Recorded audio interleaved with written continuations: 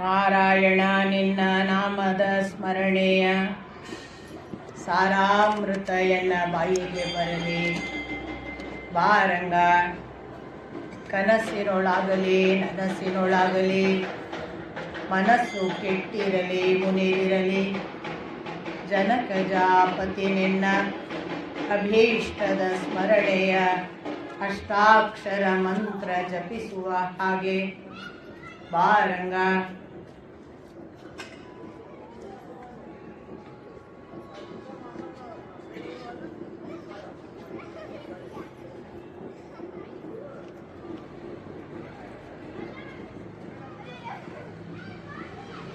ನಾರಾಯಣಂ ನಮಸ್ಕೃತ್ಯ ನರಂಚೈವ ನರೋತ್ತಮಂ ದೇವೀಂ ಸರಸ್ವತೀಂ ವ್ಯಾಸಂ ತತೋ ಜಯಮುದೀರಯೇ.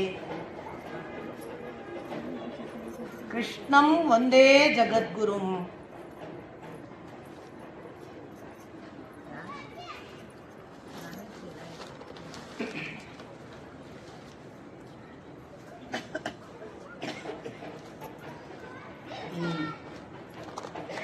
ಮಠದ ಶ್ರೀ ರಾಘವೇಂದ್ರ ಸ್ವಾಮೀಜಿಗಳ ಆಶೀರ್ವಾದವನ್ನು ಬೇಡುತ್ತಾ ಶ್ರೀಕೃಷ್ಣನನ್ನು ವೇದವ್ಯಾಸರನ್ನು ವಂದಿಸಿ ಅವರ ಪರಮಾನುಗ್ರಹವನ್ನು ಕೃಪೆ ಮಾಡಲಿ ಅಂತ ಪ್ರಾರ್ಥಿಸ್ತಾ ನೆರೆದಿರುವ ಎಲ್ಲ ಕಿರಿಯರ ಪದತಲಕ್ಕೆ ಹಣೆ ಹಚ್ಚಿ ನಮಸ್ಕಾರ.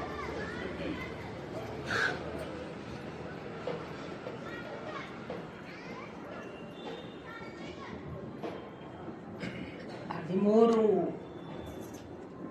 ದಿನಗಳ ಯುದ್ಧ ಭಾಗ ನೋಡಿದ್ದೇವೆ. ಮೊನ್ನೆಯ ದಿನ ನಾವು ಭೀಷ್ಮಾಚಾರ್ಯರು ಹತರಾದಾಗ ಒಂದಿಷ್ಟು ಭಾವುಕರಾಗುವ ಸಂದರ್ಭ, ಪ್ರತಿಯೊಬ್ಬರಿಗೂ ಏನೋ ಒಂದು ನಷ್ಟವಾದ ಹಾಗೆ, ತಮ್ಮವರೇ ಯಾರೋ ಇಲ್ಲವಾದ ಹಾಗೆ ಎಲ್ಲ ಆಗಿತ್ತು. ಒಂದು ಕ್ಷಣ ಪುನರವಲೋಕನ ಮಾಡಿ ನನ್ನನ್ನೇ ನಾನು ಆತ್ಮವಿಮರ್ಶೆ ಮಾಡಿಕೊಂಡ್ರೆ, ನಿನ್ನೆ ದಿನ ಅಭಿಮನ್ಯು ಕೂಡ ಬಹಳ ಅನಿರೀಕ್ಷಿತವಾಗಿ ಅಷ್ಟೇ ಅಧರ್ಮೀಯವಾಗಿ ಯಾರು ಜನ ಯೋಧರು ಏಕಕಾಲಕ್ಕೆ ಒಬ್ಬ ವೀರನನ್ನ ಸುತ್ತುವರಿದು ಅತ್ಯಂತ ಅನ್ಯಾಯದಿಂದ ಕೊಂದಾಗ ಯಾಕೋ ಭಾವುಕರಾಗಲಿಲ್ವಲ್ಲ ಅಂತ. ಅಲ್ಲಿ ಎರಡು ಕಾರಣಗಳಿರ್ಬಹುದಂತ ನಾನು ಭಾವಿಸುವುದು. ಅಭಿಮನ್ಯು ಅಂತಲ್ಲ, ಸಾಮಾನ್ಯವಾಗಿ ಇದು ಎಲ್ಲರಿಗೂ ಒಂದು ರೂಢಿಯಿಂದ ಇರುವಂತಹ ಪ್ರತೀತಿ ಅಥವಾ ಭಾವನೆ, ನನ್ನದೇ ಏನಲ್ಲ. ಸಾಮಾನ್ಯವಾಗಿ ಎಳೆ ವಯಸ್ಸಿನ ಯಾರೇ ಹೋದ್ರೆ ನಮ್ಗೆ ತಡ್ಕೊಳ್ಳೋದು ಬಹಳ ಕಷ್ಟ ಆಗುತ್ತೆ. ವಯೋಸಹಜವಾಗಿಯೋ ಅಥವಾ ಯಾವುದೋ ಒಂದು ಅನಾರೋಗ್ಯದಿಂದಲೋ ಬಹಳ ದೀರ್ಘ ಜೀವನ ನಡೆಸಿ ಬದುಕು ನೋಡಿದ್ದಾರೆ ಅಂದವರು ಹೋದಾಗ ಒಂದಿಷ್ಟು ಕಷ್ಟವಾದರೂ ತೊಂದರೆ ಇಲ್ಲ, ಅವರಿಷ್ಟು ಸಮಯ ಬದುಕಿದ್ರಲ್ಲ, ನಮಗೆ ಕೊಡಬೇಕಾದ ಮಾರ್ಗದರ್ಶನ ಕೊಟ್ಟಿದ್ರಲ್ಲ, ಈ ಥರ ಸಮಾಧಾನಿಸಿಕೊಳ್ತೇವೆ. ಇಲ್ಲಿ ಅಭಿಮನ್ಯು ಆ ಥರ ಏನೂ ಅಲ್ಲದೆ ತೀರಾ 16ರ ಹುಡುಗ. ನಮ್ಮಲ್ಲಿ ನಮ್ಮ ಒಂದು ಗೃಹಸ್ಥಾಶ್ರಮದ ಅಥವಾ ಸಾಮಾನ್ಯ ಸಾಂಸಾರಿಕರು ಯಾರೇ ಆದರೂ ಕೂಡ ಭಾವಿಸುವ ಒಂದು ಸಂಗತಿ ಏನು ಅಂದರೆ, ಕೈಗೆ ತುತ್ತು ಈಗ ಬಂತು ಅನ್ನುವಾಗ ಹುಡುಗ ಇಲ್ಲವಾಯಿತಲ್ಲ ಅಂತ. ಒಂದು ಕೈ ತುತ್ತು ಸಿದ್ಧವಾದ ಹೊತ್ತಿಗೆ ಇಲ್ಲವಾದಂತಹ ಹುಡುಗ. ಹಾಗಿದ್ರೂ ನಮ್ಮನ್ನು ಭಾವುಕ ಮಾಡದಂತಹ ಯಾವುದದು ನಮ್ಮನ್ನು ಸಿದ್ಧಪಡಿಸಿದ್ದು? ಎರಡು ಕಾರಣಗಳು ಇರಬಹುದು. ಒಬ್ಬ ಮನುಷ್ಯ ತನ್ನ ಜೀವಿತವನ್ನು ಇನ್ನಿಲ್ಲದಂತೆ ಬದುಕಿದರೆ ಅವನು ಎಷ್ಟು ದೀರ್ಘ ಬದುಕಿದ ಮುಖ್ಯ ಅಲ್ಲ, ಹೇಗೆ ಬದುಕಿದ ಮುಖ್ಯ. ಅಭಿಮನ್ಯು ಬದುಕಿದ ರೀತಿ ನೋಡಿದರೆ ಅವನು 70ರವರೆಗೆ ಇದ್ರೂ ಏನನ್ನು ಮಾಡಬಹುದಿತ್ತು ಅದನ್ನಷ್ಟನ್ನು 16ರ ಒಳಗೆ ಮಾಡಿದ ಹಾಗೆ ಕಾಣ್ತಾನೆ. ಅದಕ್ಕೇನೆ ಸ್ವತಃ ಅರ್ಜುನ ಹೇಳುವುದು, ನನ್ನ 1.5 ಪಟ್ಟು ವೀರ ಅವನು. ಹಾಗಾಗಿ ಅದು ಒಂದು ಕಾರಣ ಇರ್ಬೋದು. ಕೆಲವರು ಮಾಡುವ ಕೆಲಸ ಅವರ ಆಯುಸ್ಸಿನಲ್ಲಿ, ಇಡೀ ಆಯುಸ್ಸಿನಲ್ಲಿ ಮಾಡುವುದನ್ನು ಅಷ್ಟು ಅಲ್ಪ ಪ್ರಮಾಣದಲ್ಲಿ ಮಾಡಿ ಹೋದರೆ ಬಹುಶಃ ಅವನು ಅಷ್ಟು ಆಯುಸ್ಸೊಳಗೆ ಇಷ್ಟು ಕೆಲಸ ಮಾಡಿ ಹೋಗಿದ್ದಾನೆ ಅನ್ನುವ ಒಂದು ಸಮಾಧಾನವನ್ನು ನಮಗೆ ಭಗವಂತ ಕೊಡ್ತಾನೋ ಏನು. ಆ ದೃಷ್ಟಿಯಿಂದ ಎಷ್ಟೋ ಸಾರಿ ಅಭಿಮನ್ಯುವಿನ ವಿಷಯ, ಏನು ಪ್ರಚಂಡ ಯುದ್ಧ ಮಾಡಿದ ಹುಡುಗ, ಏನು ಎದುರಿಸಿದ, ಎಷ್ಟು ಅನ್ಯಾಯವಾಗಿ ಕೊಂದ್ರು ಅಂತ ಹೇಳುವ ಭಾವವೇ ಹುಟ್ಟಿಸ್ತದೆ ಹೊರತು ಹೋಗಿ ಬಿಟ್ಟನಲ್ಲ ಅನ್ನುವ ಭಾವ ಎಲ್ಲೋ ಒಂದು ಕಾರ್ನರ್ನಲ್ಲಿ ಕೊನೆಗೆ ಬರಬಹುದು. ಇನ್ನು ಎರಡನೆಯದ್ದು, ಅಭಿಮನ್ಯುವಿನ ಕುರಿತಾಗಿ ಆರಂಭದಲ್ಲೇ ನಮಗೆ ಸೂಚನೆ ಕೊಡಲಾಗಿದೆ. ಅನೇಕ ದೇವತೆಗಳನ್ನು ಬ್ರಹ್ಮ ಕರೆದು ನೀವಿನ್ನೂ ಭೂಭಾರ ಹರಣಕ್ಕೆ ಕೃಷ್ಣ ಹೋಗುವವರಿದ್ದಾನೆ, ಅಷ್ಟರೊಳಗಾಗಿ ನೀವು ಹೋಗಿ ಬೇರೆ ಬೇರೆ ರೀತಿಯ ನಿಮ್ಮ ಪಾತ್ರ ಪ್ರವೇಶ ಮಾಡಬೇಕು ಮತ್ತು ಆ ಮೂಲಕ ಕೃಷ್ಣನ ಅವತಾರಕ್ಕೆ ಅನುಕೂಲ ಮಾಡಬೇಕು ಅಂತ ಕಳುಹಿಸಲಾಗಿತ್ತು ದೇವತೆಗಳನ್ನು. ಆಗ ಕಳುಹಿಸಿದವರಲ್ಲಿ ಅನೇಕ ದೇವತೆಗಳು ಬಂದದ್ದನ್ನು ನಾವು ಪ್ರಾರಂಭದಲ್ಲೇ ನಾನು ನಿಮಗೆ ಹೇಳುವಾಗ ಹೇಳಿದ್ದೇನೆ. ಆದಿ ಪರ್ವದ ಸಂದರ್ಭದಲ್ಲಿ ಅದನ್ನು ನೀವು ಪುನಃ ನೆನಪು ಮಾಡಿಕೊಂಡ್ರೆ, ಚಂದ್ರನ ಮಗ ವರ್ಚಸ್ಸನ್ನು ಕಳುಹಿಸಬೇಕು ಅಂತ ಬ್ರಹ್ಮ ಹೇಳ್ತಾನೆ. ಚಂದ್ರ ಆಗ ಕಳುಹಿಸುವುದು ಒಂದು ಕರಾರಿನ ಮೇಲೆ, ನಾನು ವರ್ಚಸ್ಸನ್ನು ಕಳುಹಿಸ್ತೇನೆ, ಆದರೆ ನನಗೆ ಅವನು 16 ವರ್ಷಗಳ ಒಳಗೆ ಇಲ್ಲಿ ಮರಳಿ ಬರಬೇಕು ಅನ್ನುವ ಒಂದು ಕರಾರಿನ ಮೇಲೆ ಕಳುಹಿಸಿರ್ತಾನೆ. ಆದ್ದರಿಂದ ಆ ಹುಡುಗನಿಗೆ ಅಲ್ಲಿ ಬರುವಾಗಲೇ 16 ವರ್ಷ ಕೆಲಸ ಅಂತ ನಿಯಮವಾಗಿ ಬಂದಿದ್ದ ಅನ್ನೋದು ಕೂಡ ಒಂದು ಲಾಜಿಕ್ ಅನ್ನ ನಮಗೆ ವೇದವ್ಯಾಸರು ಮೊದಲೇ ಕೊಡ್ತಾರೆ. ಇಲ್ಲಾಜಿಕಲ್ ಆದ ಯಾವ ಘಟನೆಯೂ ಮಹಾಭಾರತದಲ್ಲಿಲ್ಲ. ಎಲ್ಲಿ ನೋಡಿದ್ರು ಕೂಡ ಅದಕ್ಕೊಂದು ಲಾಜಿಕ್ ಇದೆ. ಹೀಗಾಗಿ ನಾವು ಎಷ್ಟೋ ಸಾರಿ ನಮಗೆ ಗೊತ್ತೇ ಇಲ್ಲದೆ ಯಾವುದೋ ಬಾಲಕರು ಎಳೆ ಹರೆಯದವರು ಹೋದರೆ ಕಾಸ್ಮಿಕ್ ಅರೇಂಜ್ಮೆಂಟ್ ಅಂತ ಭಾವಿಸಬೇಕು. ಈ ಕಾರಣಕ್ಕೇನೆ ನಮಗೆ ಗೊತ್ತಿಲ್ಲ, ಅವನು ಬರುವಾಗ ನಿಯಮಿತ ಆಗಿದೆ, ಅವನಿಗೆ ಇಷ್ಟೇ ಕೆಲಸ, ಅವನಿಷ್ಟು ಕೆಲಸ ಮುಗಿಸಿದ ಕೂಡಲೇ ಬರಬೇಕು. ಇದಂತೂ ಅಭಿಮನ್ಯುವಿನ ವಿಷಯದಲ್ಲಿ ಕಣ್ಣಿಗೆ ಕಟ್ಟುವ ಹಾಗೆ ಖಚಿತ ದಾಖಲೆಗಳ ಜೊತೆಗೆ ನಮಗೆ ವೇದವ್ಯಾಸರು ಪೂರ್ವದಲ್ಲೇ ಹೇಳಿಬಿಟ್ಟಿದ್ದಾರೆ. ಹೀಗಾಗಿ ಬದುಕಿನ ಎಲ್ಲ ಮರಣಗಳನ್ನು ಅದರ ನಿಜ ರೀತಿ ಅಂದರೆ ಭಗವಂತನ ಕಣ್ಣಿನಿಂದ ನೋಡಿ ಸ್ವೀಕರಿಸಬೇಕು ಅನ್ನೋದು ಕೂಡ ಅಭಿಮನ್ಯು ಹೇಳುವಂತಹ ಪಾಠ. ಇದಾಗಿ ಇನ್ನೂ ಒಂದು ಇಲ್ಲಿ 2 ಸಂದರ್ಭಗಳ ಬಗ್ಗೆ ಪ್ರಶ್ನೆ ಜಿಜ್ಞಾಸೆ ಇದೆ. ಯಾಕೆ ಅವನಿಗೆ ಪ್ರವೇಶ ಮಾತ್ರ ಗೊತ್ತಿತ್ತು? ಯಾಕೆ ಅವನಿಗೆ ಚಕ್ರವ್ಯೂಹದಿಂದ ಹೊರಗೆ ಬರೋದು ಗೊತ್ತಿರಲಿಲ್ಲ? ಚಕ್ರವ್ಯೂಹ ಪ್ರವೇಶವನ್ನು ಮಾತ್ರ ಕಲಿಸಿದ್ದೆ ಅಂತ ಮುಂದೆ ಅರ್ಜುನ ಹೇಳ್ತಾನೆ. ಆದ್ದರಿಂದ ಅದೇ ಖಚಿತವಾದ ಉತ್ತರ. ನೀವು ಚಕ್ರವ್ಯೂಹಕ್ಕೇನಾದ್ರೂ ಕಳಿಸಿದ್ರ ಅವನಿಗೆ ನಾನು ಪ್ರವೇಶ ಕ್ರಿಯೆಯನ್ನು ಮಾತ್ರ ಕಳಿಸಿಕೊಟ್ಟಿದ್ದೆ, ಇನ್ನೂ ಕೂಡ ಅವನಿಗೆ ಅದರಿಂದ ಮರಳಿ ಬರುವ ವಿದ್ಯೆಯನ್ನು ನಾನು ಕಲಿಸಿರಲಿಲ್ಲ ಅಂತ ಅರ್ಜುನನ ಬಾಯಿಂದಲೇ ಬರುತ್ತೆ. ಆದ್ರಿಂದ ಅಲ್ಲಿ ನಾವು ಅನ್ಡಿಸ್ಪ್ಯೂಟೆಡ್ಲಿ ಒಂದು ವಿಷಯ ಹೇಳಬಹುದು, ವಿದ್ಯೆಯನ್ನು ಕಲಿಸುವಾಗ ಹಂತ ಹಂತವಾಗಿ ಕಲಿಸಲಾಗ್ತದೆ. ಇನ್ನು ಪುಟ್ಟ ಬಾಲಕ ಒಂದೊಂದಿಷ್ಟೇ ಕಲಿಸ್ತಾ ಬಂದಿದ್ದಾನೆ. ಹಾಗಾಗಿ ಇನ್ನೂ ಚಕ್ರವ್ಯೂಹ ಪ್ರವೇಶ ಮಾತ್ರ ಗೊತ್ತಾಗಿದೆ.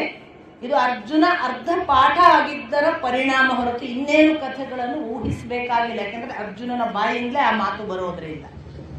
ಆದರೆ ಒಂದು ಸಾರ್ವಜನಿಕವಾಗಿ ಜನರಿಗೆ ಪ್ರತೀತಿಯಲ್ಲಿರುವಂತಹ ಒಂದು ಜನಪದ ಕಥೆ ಇದೆ. ಸುಭದ್ರೆ ಗರ್ಭಿಣಿ ಇತ್ತು. ಆವಾಗ ಕೃಷ್ಣ ಒಂದು ದಿನ ಕತೆ ಹೇಳಿದ. ಕೃಷ್ಣ ಕತೆ ಹೇಳ್ತಾ ಬೇರೆ ಬೇರೆ ಯುದ್ಧದ ವಿವರಗಳನ್ನು ಕೊಡ್ತಾ ಚಕ್ರವ್ಯೂಹವನ್ನ ಹೇಳಿದ. ಚಕ್ರವ್ಯೂಹವನ್ನು ಪ್ರವೇಶಿಸುವುದು ಹೇಗೆ ಅನ್ನೋದನ್ನು ಕೂಡ ಸುಭದ್ರೆಗೆ ಹೇಳ್ತಾ ಇದ್ದ. ಆಗ ಒಳಗಿರುವ ಮಗು ಅಂತಿತ್ತು ಹೊರತು ಸುಭದ್ರೆಗೆ ನಿದ್ರೆ ಬಂದಿತ್ತು. ಸುಭದ್ರೆ ನಿದ್ರೆ ಮಾಡಿದಾಳೆ, ಇನ್ನು ಮುಂದಿನ ಕಥೆ ಆಮೇಲೆ ಹೇಳಿದ್ರಾಯ್ತು ಅಂತ ಕೃಷ್ಣ ನಿಲ್ಲಿಸಿದ. ಅದರಿಂದ ಪ್ರವೇಶದವರೆಗಿನ ಕಥೆಯನ್ನು ಅದು ಹೊಟ್ಟೆಯಲ್ಲಿ ಕೇಳಿದೆ ಆ ಮಗು, ಆ ನಂತರದ್ದು ಕೇಳಿಲ್ಲ. ಇದು ಜಾನಪದೀಯ ಕಥೆಗಳು. ಅನೇಕ ಕಥೆಗಳು ಇವತ್ತಿಗೆ ನಮಗೆ ನಿಜ ಭಾರತ ಅಂತ ಯಾವುದನ್ನು ನಾವು ಭಾವಿಸ್ತೇವೆ, ವೇದವ್ಯಾಸರ ಮಹಾಭಾರತ ಅಂತ, ಅದರಲ್ಲಿ ಅನೇಕ ಕಥೆಗಳಿಲ್ಲ. ಘಟೋತ್ಕಚನ ಕಮ್ಮನ ಕಥೆ, ಬಾರ್ಬಾರಿಕ ಅಂತ ಒಬ್ಬನ ಕಥೆಯನ್ನು ಬಹಳ ಪ್ರಚಾರ ಮಾಡಿದ್ದಾರೆ. ಈಗ ಅದು ಎಲ್ಲೂ ಕೂಡ ನಮಗೆ ಸಿಗೋದಿಲ್ಲ. ಆದರೆ ಅದು ಜಾನಪದೀಯವಾಗಿ ಇದೆಯೋ ಏನು? ಈ ಜನಪದರು ಎಷ್ಟೋ ಕಥೆಗಳನ್ನ ವಿಸ್ತಾರ ಮಾಡ್ತಾರೆ, ನಮ್ಗೆ ಗೊತ್ತಾಗಲ್ಲ. ನಾನು ಹಿಂದೆ ಕೂಡ ನಿಮಗೆ ಹೇಳಿದ್ದೇನೆ, ಶಬರಿ ಎಲ್ಲಿ ಕೂಡ ಹಣ್ಣನ್ನ ಕಚ್ಚಿ ಕಚ್ಚಿ ಅದನ್ನ ರುಚಿ ನೋಡಿ ಆಮೇಲೆ ಇಟ್ಲು ಅಂತ ಎಲ್ಲೂ ಇಲ್ಲ ಅಂತ. ಮೂಲ ರಾಮಾಯಣದಲ್ಲಿ ಇರುವುದೇನು ಅಂದ್ರೆ, ಇವನಿಗೀಗ ಹಣ್ಣು ಬಿದ್ದು ಕೂಡಲೇ ಕೊಡಕ್ಕಾಗಲ್ಲ, ಅವ್ನು ಯಾವಾಗ ಬರ್ತಾನೆ ಗೊತ್ತಿಲ್ಲ, ಅದಕ್ಕೆ ಡ್ರೈ ಫ್ರೂಟ್ ಮಾಡಿದ್ಲು ಅಂತ ಗೊತ್ತಾಗುತ್ತೆ, ಒಣಗಿಸಿದ್ಲು ಅಂತ.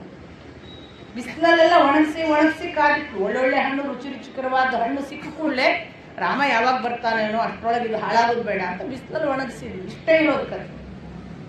ಆದ್ರೆ ಯಾವನೋ ಒಬ್ಬ ಭಕ್ತನಿಗೆ ಅನ್ನಿಸ್ತು, ಅವಳು ರುಚಿ ನೋಡಿದ್ಲು, ಸಿಹಿ ಇದ್ದದನ್ನು ನೋಡಿ ಕೊಟ್ಲು. ಭಕ್ತಿಗೆ ವಿಸ್ತಾರ, ದೋಷ ಏನೂ ಅಲ್ಲ. ಭಕ್ತಿಯನ್ನು ವಿಸ್ತರಿಸುವ ಕಥೆ ಆದ್ರಿಂದ ಅದು ಪ್ರತೀತಿಯಲ್ಲಿ ಬಹಳ ಜನಪ್ರಿಯವಾಗಿ ಬೆಳೆಯಿತು. ಹಾಗೆ ಇಲ್ಲಿ ಕೃಷ್ಣನ ಕಥೆಯು ಕೂಡ ಜನಪ್ರಿಯವಾಗಿ ಬೆಳೆದಿರ್ಬೋದು. ಅದೆಲ್ಲೂ ಕೂಡ ನಮಗೆ ಆ ಕಥೆ ಸಿಗೋದಿಲ್ಲ. ಇದಾದ ಮೇಲೆ ಅವನು ರಥದ ಗಾಲಿ ಎತ್ತಿದ್ನೋ ಸುದರ್ಶನ ಚಕ್ರದಂತಹ ಚಕ್ರಾಯುಧವನ್ನೇ ಹಿಡಿದಿದ್ನ ಅಂತಲೇ ಒಂದು ಚರ್ಚೆ ಇದೆ. ನಾನು ಹೇಳಿದೆ, ಅವನು ಕೆಳಗೆ ಜಿಗಿದ ಅಂದ್ರೆ ಮೇಲಕ್ಕೆ ಹಾರಿದವನು ಮತ್ತೆ ನೆಲಕ್ಕೆ ಬೀಳುವಾಗ ಚಕ್ರ ಹಿಡಿದಿದ್ದ ಅಂತ. ಆ ಚಕ್ರ ಹಿಡಿದಾಗಲೇ ಅವನು ಅಶ್ವತ್ಥಾಮನನ್ನು ಸೋಲಿಸ್ತಾನೆ ಕೂಡ ಅಂತ. ಅಂದ್ರೆ ಅವನು ಚಕ್ರವನ್ನ ವಧೆ ಮಾಡಿದ ನಂತರ, ಅಂದ್ರೆ ಅದನ್ನ 3 ತುಂಡು ಮಾಡಿ ಅವರು ಎಲ್ಲರೂ ಸೇರಿ ಕತ್ತರಿಸಿದ ಬಳಿಕ ಗದೆ ಎತ್ತಿ ಅಶ್ವತ್ಥಾಮನನ್ನು ಸೋಲಿಸ್ತಾನೆ. ಆ ಬಳಿಕ ಶಕುನಿಯ ಸಹೋದರರನ್ನ ಸೋಲಿಸ್ತಾನೆ, ಗಾಂಧಾರ ಸೇನೆಯನ್ನೇ ಸೋಲಿಸ್ತಾನೆ ಎಲ್ಲ ಹೇಳಿದ್ದೇನೆ ನಾನು. ಈ ಚಕ್ರ ಯಾವುದು ಅಂತ ಒಂದು ಜಿಜ್ಞಾಸೆ ಇದೆ. ಇದೇನು ಕೃಷ್ಣ ಚಕ್ರವ? ಕೃಷ್ಣ ಚಕ್ರ ಅಲ್ಲ, ಕೃಷ್ಣನ ಚಕ್ರ ಕೃಷ್ಣನ ಹತ್ರ ಮಾತ್ರ ಇರೋದು. ಆದ್ರೆ ಆ ಥರದ ಚಕ್ರಾಯುಧವನ್ನು ಬೇರೆಯವರು ಹಿಡಿತಿರ್ಲಿಕ್ಕಿಲ್ಲ. ಆದ್ರಿಂದ ಅದು ಬಹುಶಃ ರಥದ ಚಕ್ರವನ್ನ ಎತ್ತಿರ್ಬೇಕು ಅವನು. ಸಾಮಾನ್ಯವಾಗಿ ಅದು ರಥದ ಚಕ್ರ ಅಂತಲೇ ಇಂಗ್ಲಿಷ್ ಅನುವಾದ ಮಾಡಿದವರೆಲ್ಲ ಮಾಡಿದ್ರಂತೆ ಆ ಕಾಲಕ್ಕೆ. ಬ್ರಿಟಿಷರಿಗೆಲ್ಲ ಚಕ್ರ ಅಂದ್ರೆ ಅದು ಬಹುಶಃ ವೀಲ್ ಆಫ್ ದಿ ಕಾರ್ಟ್ ಅಂತ. ನಮ್ಮ ಯಾವ ಒಂದು ರಥ ಇದೆ ಅದರ ಚಕ್ರವನ್ನೇ ಎತ್ತಿ ಅವನು ಯುದ್ಧ ಮಾಡಿದ ಅಂತ. ಹಾಗೆ ಏನು ಅಲ್ಲ. ಒಂದು ವೇಳೆ ರಥದ ಚಕ್ರವನ್ನೇ ಎತ್ತುವಂತಹ ಪರಿಸ್ಥಿತಿ ಬಂದಿದ್ರೆ ಅವನು ಮೊದಲೇ ಗದೆ ಎತ್ತುತ್ತಿದ್ದನಲ್ಲ. ಆಯುಧ ಇಲ್ಲವಾದದ್ದರಿಂದ ಅವನು ಗದೆ ಎತ್ತಿದ್ದು, ಆಯುಧ ಅವನಲ್ಲಿ ಇರುವವರೆಗೆ ಗದೆ ಎತ್ತಲಿಲ್ಲ. ಆ ಆಯುಧವೇ ಇಲ್ಲದ ಪರಿಸ್ಥಿತಿ ಬಂದಿದ್ರೆ ಮೊದಲೇ ಗದೆ ಎತ್ತುತ್ತಿದ್ದನಲ್ಲ, ಅವನು ಯಾಕೆ ರಥದ ಚಕ್ರ ಎತ್ತುತ್ತಾನೆ ಅಂತ ಹೀಗೊಂದು ಜಿಜ್ಞಾಸೆಯೂ ಇದೆ. ಸುಮಾರು ಭಾರತೀಯ ಪರಂಪರೆಯ ವಿದ್ವಾಂಸರೆಲ್ಲ ಅವನು ರಥದ ಚಕ್ರವನ್ನು ಎತ್ತಿದ್ದಲ್ಲ, ಅವನು ಸಾಕ್ಷಾತ್ ಚಕ್ರದಂತಹ ಆಯುಧವನ್ನೇ ಎತ್ತಿದ್ದು ಅಂತ. ಅದು ಅಂಬರೀಷನಲ್ಲಿ ಇತ್ತು, ನೀವು ಗಮನಿಸಿದ್ರೆ ಗೊತ್ತಾಗುತ್ತೆ. ಹಾಗಾಗಿ ಇದು ಚಕ್ರವೇ ರಥಚಕ್ರ ಅಲ್ಲ ಅನ್ನುವ ಒಂದು ಉಲ್ಲೇಖ ಕೂಡ ಅಲ್ಲಿ ಬರುತ್ತೆ. ಇಷ್ಟು ಆದ ಬಳಿಕ ನಾನು ನಿಮಗೆ ನಿನ್ನೆ ದಿನ ಹೇಳಿದೆ, ಸಾಮಾನ್ಯವಾಗಿ ಯುಧಿಷ್ಠಿರ ಅಳದ ಪ್ರಸಂಗಗಳೇ ಇಲ್ಲ. ಅವನಿಗೆ ಯಾವುದೇ ದುಃಖಕಾರಕ ವಿಷಯಗಳು, ಅಧರ್ಮ, ಅನೀತಿ, ಅನ್ಯಾಯ, ಯಾವುದೋ ಸಾವು ನೋವು ಅದು ಇಷ್ಟನೇ ಅಲ್ಲ. ಅಂಥದ್ರಲ್ಲಿ ಸಾಕ್ಷಾತ್ ತನ್ನ ಕಾರಣ, ಇದು ತನ್ನ ಕಾರಣ ಅಲ್ಲ, ಅವನೇ ಬಂದು ಹೇಳಿದ ಈ ಥರದ ಒಂದು ಪಠ್ಯ ಕೂಡ ಇದೆ. ಅಭಿಮನ್ಯುವೇ ಹೇಳಿದ್ದು, ನಾನು ಹೋಗ್ತೇನೆ, ಯಾಕೆ ಚಿಂತೆ ಮಾಡ್ತೀರಿ ದೊಡ್ಡಪ್ಪ ಅಂತ. ನಾನು ನಿನ್ನೆ ದಿನ ಮಕ್ಕಳಿಗೂ ಹೇಳ್ತಿದ್ದೆ, 3ನೇ ಕ್ಲಾಸ್ನಲ್ಲಿ ನಾನು ಕೂಡ ಅಭಿಮನ್ಯು ಪಾತ್ರ ಮಾಡಿದ್ದೆ. ಆ ಪಾತ್ರದಲ್ಲಿ ಹಾಗೆ, ದೊಡ್ಡಪ್ಪ ನೀವ್ಯಾಕೆ ಚಿಂತಿಸುತ್ತೀರಿ, ನಾನಿಲ್ಲವೇ ಚಕ್ರವ್ಯೂಹ ಪ್ರವೇಶಿಸಲು ಅಂತ ಇಷ್ಟು ಪುಟ್ಟ ಬಾಲಕನಾಗಿ ಕೇಳೋದು. ಆಗ ಇಲ್ಲಪ್ಪ, ಚಕ್ರವ್ಯೂಹವನ್ನು ಹಾಗೆ ಯಾರು ಪ್ರವೇಶಿಸ್ಲಿಕ್ಕೆ ಬರೋದಿಲ್ಲ, ನಿನಗೆ ಪ್ರವೇಶಿಸ್ಲಿಕ್ಕೆ ಬರುತ್ತೆ, ವಾಪಸ್ ಮರಳಿ ಬರ್ಲಿಕ್ಕೆ ಬರೋದಿಲ್ಲ ಅಂತ ದೊಡ್ಡಪ್ಪ ಸಾಂತ್ವನ ಹೇಳೋದು. ಆದರೇನಂತೆ, ನಾನು ಒಳಗೆ ಹೋಗಿ ಅದನ್ನು ಯುದ್ಧ ಮಾಡಿ ಅವರನ್ನು ಸೋಲಿಸಿ ಬರುತ್ತೇನೆ ಅಂತೀವೆಲ್ಲ. ಇದು ಒಂದು ಪಠ್ಯ ಇದೆ. ಇಲ್ಲಿ ನಾನು ಓದಿದ ಪಠ್ಯದಲ್ಲಂತೂ ಅದು ಯುಧಿಷ್ಠಿರ ಕಾರಣನಾಗಿಯೇ ಒಪ್ಪಿಕೊಂಡದ್ದು. ಅಂದ್ರೆ ಯುಧಿಷ್ಠಿರನೇ ಕೇಳಿದ್ದು, ನೀನು ಹೋಗು. ಇದು ಹೇಗೆಂದ್ರೆ, ಒಂದು ಪಕ್ಷದ ನಾಯಕ ಯಾರಿಗೂ ಏನನ್ನು ಕೇಳಬಹುದು, ನೀನು ಇದನ್ನು ಮಾಡು, ನೀನು ಇದನ್ನು ಮಾಡು, ಆ ಅರ್ಥದಲ್ಲಿ ಗಮನಿಸಬೇಕು ಹೊರತು ಅಲ್ಲಿ ಬಂದು ತಮ್ಮನ ಮಗ ಇವೆಲ್ಲ ಸೆಕೆಂಡ್ರಿ. ಮತ್ತೆ ಅಲ್ಲಿ ಚಕ್ರವ್ಯೂಹ ಪ್ರವೇಶಿಸ್ಲಿಕ್ಕೆ ಬೇರೆ ಯಾರೂ ಇಲ್ಲದಿರುವಾಗ ಅದು ಹೇಳಿತನ ಆಗುತ್ತೆ ಅನ್ನೋದು ಕೂಡ ಯುಧಿಷ್ಠಿರ ಹೇಳೋ ಮಾತು ಸತ್ಯ. ಆದರೆ ಯುಧಿಷ್ಠಿರ ಎಷ್ಟು ಪಶ್ಚಾತ್ತಾಪ ಪಟ್ಟು ಒಂದೇ ಸಮನೆ ಪ್ರಲಾಪಿಸ್ತಾನೆ ಅನ್ನೋದನ್ನು ನಾನು ನಿಮಗೆ ಹೇಳಿ, ಈ ಮೃತ್ಯು ಯಾಕೆ ಎಲ್ಲರನ್ನು ವಶ ಮಾಡಿಕೊಳ್ತದೆ, ಅನೇಕ ಜನ ಮೃತ್ಯು ವಶರಾಗುವುದನ್ನು ಕಣ್ಣು ಮುಂದೆ ನೋಡ್ತಾ ಇದ್ದೇನೆ. ಎಂತೆಂಥ ಭೀಷ್ಮಾಚಾರ್ಯರು ಹೋದ್ರು, ನನ್ನ ಕಣ್ಣ ಮುಂದೆನೆ ಯಾರ್ಯಾರೋ ಮಹಾಶ್ರೀಮಂತ ರಾಜರುಗಳು ಅನಿಸಿಕೊಂಡವರೆಲ್ಲ ಬಿದ್ದು ಹೆಣವಾಗುವುದನ್ನು ನೋಡ್ತಾ ಇದ್ದೇನೆ. ಮೃತ್ಯು ಯಾಕೆ ಬರುತ್ತೆ, ಈ ಮೃತ್ಯು ಏಕೆ ನಮ್ಮನ್ನು ಎಲ್ಲರನ್ನ ಅಪಹರಿಸುತ್ತೆ ಅಂತ ಆ ದಿನ ಶಿಬಿರದಲ್ಲಿ ಕಾಣಿಸಿಕೊಂಡ ವೇದವ್ಯಾಸರ ಮುಂದೆ ಯುಧಿಷ್ಠಿರ ಕೇಳಿದ ಅಂತ ನಾನು ನಿಮ್ಮ ಮುಂದೆ ಹೇಳಿದ್ದೆ. ಸಾಮಾನ್ಯವಾಗಿ ಉಪಕಥೆಗಳು ಬಂದು ಕಥೆಗಳು ಮತ್ತೆ ಬದಲಾಗ್ತವೆ. ಅಂಥದೇ ಉಪಾಖ್ಯಾನದ ಹಾಗೆ ಉಪಕಥೆಗಳು ಪ್ರಾರಂಭ ಆಗ್ತವೆ. ವೇದವ್ಯಾಸರು ಆಗ ಮೃತ್ಯು ಯಾರನ್ನೂ ಬಿಟ್ಟಿಲ್ಲಪ್ಪ, ನೀನು ಇದನ್ನು ನೀನೇ ಮಾಡಿದೆ, ನಿನ್ನಿಂದ ಆಯಿತು ಅಂತ ದುಃಖಿಸಬೇಕಾಗಿಲ್ಲ. ಸಾವು ಇಂದಲ್ಲ ನಾಳೆ ಯಾರನ್ನಾದರೂ ಆಕ್ರಮಿಸಿಯೇ ಆಕ್ರಮಿಸ್ತದೆ. ಅದನ್ನು ತಪ್ಪಿಸುವ ಮಾರ್ಗ ಇದುವರೆಗೆ ಯಾರಿಗೂ ಗೊತ್ತಿಲ್ಲ. ಅಷ್ಟು ಮಾತ್ರವಲ್ಲ, ಒಬ್ಬ ವೀರನಾದ ಅಭಿಮನ್ಯುವಿಗೆ ಅದು ಯೋಗ್ಯ ಮರಣ. ಅವನು ಈಗ ಒಬ್ಬ ಯೋಧನಾಗಿ ಮಾಡಿದ ಯುದ್ಧ, ಅದರ ಪರಾಕ್ರಮದಿಂದ ಅವನು ಕೊಂದಂತಹ ವೀರರು ಕ್ಷತ್ರಿಯನಾಗಿ ಮಾಡಿದ ರೀತಿ ನಮಗೆ ಸ್ಪಷ್ಟವಾಗಿ ಹೇಳುತ್ತದೆ. ಅವನು ಸ್ವರ್ಗಲೋಕವನ್ನು ಪುಣ್ಯಲೋಕವನ್ನು ಸೇರಿದ್ದಾನೆ. ಒಂದು ವಾಕ್ಯವೂ ಇದೆ, ಅವನೀಗ ಚಂದ್ರನ ಜೊತೆಗಿದ್ದಾನೆ, ಚಂದ್ರಲೋಕದಲ್ಲಿ ಚಂದ್ರನ ಜೊತೆಗಿದ್ದಾನೆ. ಇದೆಲ್ಲವನ್ನು ನೀವು ಭಗವದ್ಗೀತೆಯಲ್ಲಿ ಗಮನಿಸ್ತೀರಿ. ಶ್ರೀಕೃಷ್ಣ ಸತ್ತವರು ಯಾವ್ಯಾವ ಲೋಕಕ್ಕೆ ಹೋಗ್ತಾರೆ, ಎಷ್ಟು ಸಮಯದ ನಂತರ ಮರಳಿ ಬರ್ತಾರೆ ಅನ್ನೋ ಲೆಕ್ಕವನ್ನೇ ಕೊಡ್ತಾರೆ. ನಾನಿನ್ನು ಭಗವದ್ಗೀತೆ ಇಲ್ಲಿ ಮಾತಾಡಿಲ್ಲ, ಆದರೆ ಭಗವದ್ಗೀತೆ ಸ್ಪಷ್ಟವಾಗಿ ಉತ್ತರಾಯಣ ಮತ್ತು ದಕ್ಷಿಣಾಯನದ ಸಾವಿನ ಕುರಿತು ಹೇಳಿ, ಯಾವ ಯಾವ ಉತ್ತರಾಯಣದಲ್ಲಿ ಸತ್ತರೆ, ಯಾವ ಯಾವ ಸಂದರ್ಭದಲ್ಲಿ ಸತ್ತರೆ, ಯಾವ ಯಾವ ಲೋಕವನ್ನು ಪ್ರವೇಶಿಸ್ತಾರೆ, ಆ ಪ್ರವೇಶದಲ್ಲಿ ಏನೇನು ಮುಟ್ಟಿ ಬರ್ತಾರೆ, ಬರ್ಲಿಕ್ಕುಂಟು ಎಲ್ಲರೂ ಕೂಡ. ಯಾರು ನನ್ನನ್ನೇ ಸೇರ್ತಾರೆ ಅವರಿಗೆ ಮಾತ್ರ ಪುನರಾವರ್ತಿ ಇಲ್ಲ ಅಂತ ಹೇಳ್ತಾರೆ. ಪುನರಾವೃತ್ತಿನೋ ಅರ್ಜುನ ಸ್ಪಷ್ಟವಾಗಿ ಹೇಳ್ತಾನೆ. ಯಾರಿಗೆಲ್ಲ ಹೀಗೆ ಬೇರೆ ಬೇರೆ ಲೋಕಕ್ಕೆ ಹೋಗ್ತಾರಲ್ಲ, ಅವರು ಆಯಾ ಲೋಕದಲ್ಲಿ ಅವರು ಮಾಡಿದ ತಪಸ್ಸಿನ ಫಲವಾಗಿ ಅಥವಾ ಬದುಕಿನ ಕರ್ಮಕ್ಕನುಗುಣವಾಗಿ ಎಷ್ಟು ಕಾಲ ಇರಬೇಕು ಅಷ್ಟು ಕಾಲ ಇದ್ದು ಮತ್ತೆ ಬರ್ತಾರೆ. ನಾನು ನಿಮಗೆ ಹಿಂದೊಮ್ಮೆ ಹೇಳಿದೆ, ನಾವು ಕೂಡ ಮಹಾಭಾರತದ ಕಾಲದಲ್ಲಿದ್ದವರು, ನಾವು ಮತ್ತೆ ಮತ್ತೆ ಬಂದಿದ್ದೇವೆ. ನಮಗೆಲ್ಲರಿಗೂ ಕೂಡ 84 ಲಕ್ಷ ಯೋನಿಯೇ ಮತ್ತೆ ಮತ್ತೆ ಹುಟ್ಟು ಇದೆ ಅನ್ನುವುದನ್ನೆಲ್ಲ ಜೀವವಿಜ್ಞಾನ ಹೇಳುತ್ತೆ. ಇದನ್ನ ಬಹಳ ಜೀವವಿಜ್ಞಾನದ ಸೈನ್ಸ್ ಆಗಿ ನಾವು ಬೇರೆ ನೋಡಬೇಕು. ನಾನು ಅದನ್ನು ದೀರ್ಘ ಮಾಡೋದಿಲ್ಲ. ಹೀಗೆ ಅವನು ಚಂದ್ರಲೋಕದಲ್ಲಿ ಇದ್ದಾನೆ ಅಂತ ವೇದವ್ಯಾಸರು ಸ್ಪಷ್ಟಪಡಿಸಿ, ಅದಕ್ಕಾಗಿ ದುಃಖಿಸಬೇಡ, ಮತ್ತೆ ದುಃಖ ಯಾರಿಗೂ ಒಳಿತಲ್ಲ, ನೀನು ದುಃಖಿಸುವುದರಿಂದ ನಿನಗೂ ಒಳಿತಲ್ಲ, ಹಾಗೆ ಹೊರಟ ಆ ಜೀವಕ್ಕೂ ಒಳಿತಲ್ಲ. ಇದನ್ನು ನಾವು ಬಹಳ ಬಾರಿ ಗಮನಿಸಬೇಕು. ಒಂದು ಜೀವ ನಮಗೆ ಸಂಬಂಧಪಟ್ಟದ್ದು ಸತ್ತಾಗ ನಿರಂತರ ಅಳುವುದರಿಂದ ಆ ಹೊರಟ ಜೀವಕ್ಕೆ ಕೂಡ ಸರಳವಾದ ದಾರಿಯನ್ನು ನಾವೇ ಅಡ್ಡಿ ಮಾಡಿದ ಹಾಗೆ ಅದು ಹೋಗ್ಲಿಕ್ಕೆ ಬಿಡಬೇಕು ಅಂತಲೇ ಸ್ಪಷ್ಟವಾಗಿ ಎಲ್ಲ ಬಲ್ಲವರು ಹೇಳುವುದು. ಮುಂದೆ ವೇದವ್ಯಾಸರು ಹೇಳ್ತಾರೆ, ಹೋದವನಿಗಾಗಿ ವಿದ್ವಾಂಸರು ಅಳುವುದಿಲ್ಲ.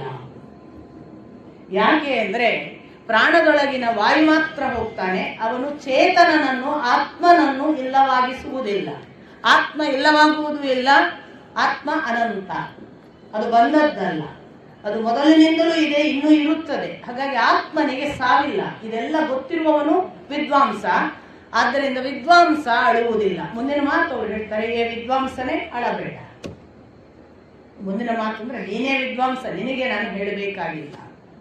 ಇಷ್ಟು ಹೇಳಿ ಯುಧಿಷ್ಠಿರನಿಗೆ ಪುನಃ ಯುಧಿಷ್ಠಿರ ಹೇಳ್ತಾನೆ, ಆದರೂ ಕೂಡ ನನಗೆ ಮೃತ್ಯುವನ್ನು ಮಾಡುವವನು ಯಾರು, ಮೃತ್ಯುವಶ ನಾವು ಯಾಕೆ ಆಗ್ತೇವೆ ಅನ್ನುವುದರ ಕುರಿತು ಹೇಳಿ, ನನಗದನ್ನು ತಿಳಿದುಕೊಳ್ಳುವ ಅಪೇಕ್ಷೆ ಇದೆ ಅಂತ. ಆಗ ವೇದವ್ಯಾಸರು ಒಂದು ಕಥೆಯನ್ನ, ಅಕಂಪನ ಅನ್ನುವ ಒಬ್ಬ ರಾಜ ಹಿಂದೆ ಹೀಗೆ ದೊಡ್ಡ ಯುದ್ಧದಲ್ಲಿ ತಾನು ಕೂಡ ಯುದ್ಧದಲ್ಲಿ ಪಾಲ್ಗೊಂಡ, ಯುದ್ಧ ಮಾಡುವ ಎಲ್ಲ ಸಾಧ್ಯತೆ ಇದ್ದಂತಹ ಆ ಅಕಂಪನನಿಗೆ ಇದ್ದಕ್ಕಿದ್ದ ಹಾಗೆ ಶತ್ರು ಪಕ್ಷದವರು ಬಂಧಿಸಿ ಬಿಟ್ರು. ಬಂಧಿತನಾದದ್ರಿಂದ ಯುದ್ಧ ಮಾಡದ ಅಸಹಾಯಕತೆ, ಆ ಹೊತ್ತಿನಲ್ಲಿ ಅವನ ಮಗನನ್ನು ಕೊಂದರು. ಇದು ಅರ್ಜುನನ ವಿಷಯವೇ ನಮಗೊಂದು ದೃಷ್ಟಿಯಿಂದ. ಆಗ ಈ ಮಗನನ್ನು ಕೊಂದ ದುಃಖದಿಂದ ಅವನಿಗೆ ಹೊರಗೆ ಬರಲಿಕ್ಕೆ ಆಗಲಿಲ್ಲ. ನನ್ನ ಮಗ ನಾನು ಕಣ್ಮುಂದೆ ಇದ್ದು, ನನಗೆ ಸಾಮರ್ಥ್ಯ ಇದ್ದು, ರಕ್ಷಿಸಬಹುದಾಗಿತ್ತು, ಹೀಗೆಲ್ಲ ಇದ್ದು ಸತ್ತನಲ್ಲ ಅಂತ ಒಂದೇ ಸಮನೆ ದುಃಖಿಸುವುದಕ್ಕೆ ಪ್ರಾರಂಭ ಮಾಡಿದ. ಆಗ ನಾರದರು ಅವನಿಗೆ ಕಾಣಿಸಿಕೊಂಡು, ಯಾಕೆ ದುಃಖಿಸ್ತೀನಿ, ಮೃತ್ಯು ಯಾಕೆ ಬರುತ್ತೆ, ನನ್ನ ಮಗನನ್ನು ಮೃತ್ಯು ಯಾಕೆ ವಶ ಮಾಡಿತು ಅಂತ ಆಗ ಅವ ಪ್ರಶ್ನಿಸಿದ. ನಾರದರು ಆಗ ಅವನಿಗೆ ಸೃಂಜಯ ಅನ್ನುವವನ ಕಥೆಯನ್ನ ಹೇಳುತ್ತಾರೆ. ಈ ಸೃಂಜಯ ಅನ್ನುವ ಒಬ್ಬ ರಾಜ ತನ್ನ ಪಾಡಿಗೆ ವೈಭವದಿಂದ ರಾಜ ಬದುಕನ್ನು, ಕ್ಷತ್ರಿಯ ಬದುಕನ್ನು ಬದುಕ್ತಿದ್ದವ. ಅವನ ಬಳಿ ಒಮ್ಮೆ ನಾರದರು ಮತ್ತು ಪರ್ವತರು ಇಬ್ರು ಹೋಗ್ತಾರೆ. ಇಬ್ರು ಋಷಿಗಳು, ಪರ್ವತ ಋಷಿ ಮತ್ತು ನಾರದ ಋಷಿ. ಇವನು ಆದರಾತಿಥ್ಯ ಮಾಡಿ ಉಪಚಾರ ಮಾಡಿ ಅವರನ್ನ ಬಹಳ ಕಾಲ ತನ್ನ ಜೊತೆಗಿಟ್ಕೊತಾನೆ. ಇಂತಹ ಹೊತ್ತಿನಲ್ಲಿ ನಾರದರು ಪರ್ವತರು ಒಂದು ದಿನ ಇವನ ಜೊತೆಗೆ ಮಾತಾಡುವಾಗ ಅವನ ಮಗಳು ಕನ್ಯಾರ್ಥಿಯಾಗಿ ಅಥವಾ ಕನ್ಯೆ ಬರ್ತಾಳೆ. ಅವಳು ಬರುವಾಗ ಇವಳು ಯಾರು ಅಂತ ಪರ್ವತ ಮನಸ್ಸಿನಿಂದಲೇ ಅವಳನ್ನು ಇಷ್ಟಪಟ್ಟು, ಇವಳು ಯಾರು, ಇವಳು ನಿನಗೇನಾಗಬೇಕು ಅಂತ ಕೇಳ್ತಾನೆ. ಪರ್ವತ ಅಷ್ಟು ಕೇಳುವಾಗ ಸೃಂಜಯ ತಂದೆ ಹೇಳ್ತಾನೆ, ಅವಳು ವರ ನನ್ನ ಅಪೇಕ್ಷಿಸಿ ನನ್ನ ಹತ್ತಿರ ಬಂದಿದ್ದಾಳೆ, ಅಂದ್ರೆ ನನ್ನನ್ನು ಮದುವೆ ಮಾಡಿಸ್ಕೊಡು ಅಂತ ಹೇಳುವ ಮನೋಭಾವದಿಂದ ಬಂದಿದ್ದಾಳೆ. ನನ್ನ ಮಗಳು ಇನ್ನೂ ಅವಳು ವರನನ್ನು ಅಪೇಕ್ಷಿಸಿ ನನ್ನ ಬಳಿ ಬಂದಿದ್ದಾಳೆ, ನನ್ನ ಮಗಳು ಅಂತ ಮುಕ್ತಾಯ ಆಗುವುದರೊಳಗೆ ನಾರದರು ಹೇಳ್ತಾರೆ, ಅವಳನ್ನು ನೀನು ನನಗೆ ಮದುವೆ ಮಾಡಿಕೊಡು, ನಿನ್ನ ಇಚ್ಛೆ ಪೂರೈಸು. ಪರ್ವತನಿಗೆ ಕೋಪ ಬರುತ್ತೆ, ಅವನು ಮನಸ್ಸಿಟ್ಟದ್ದು.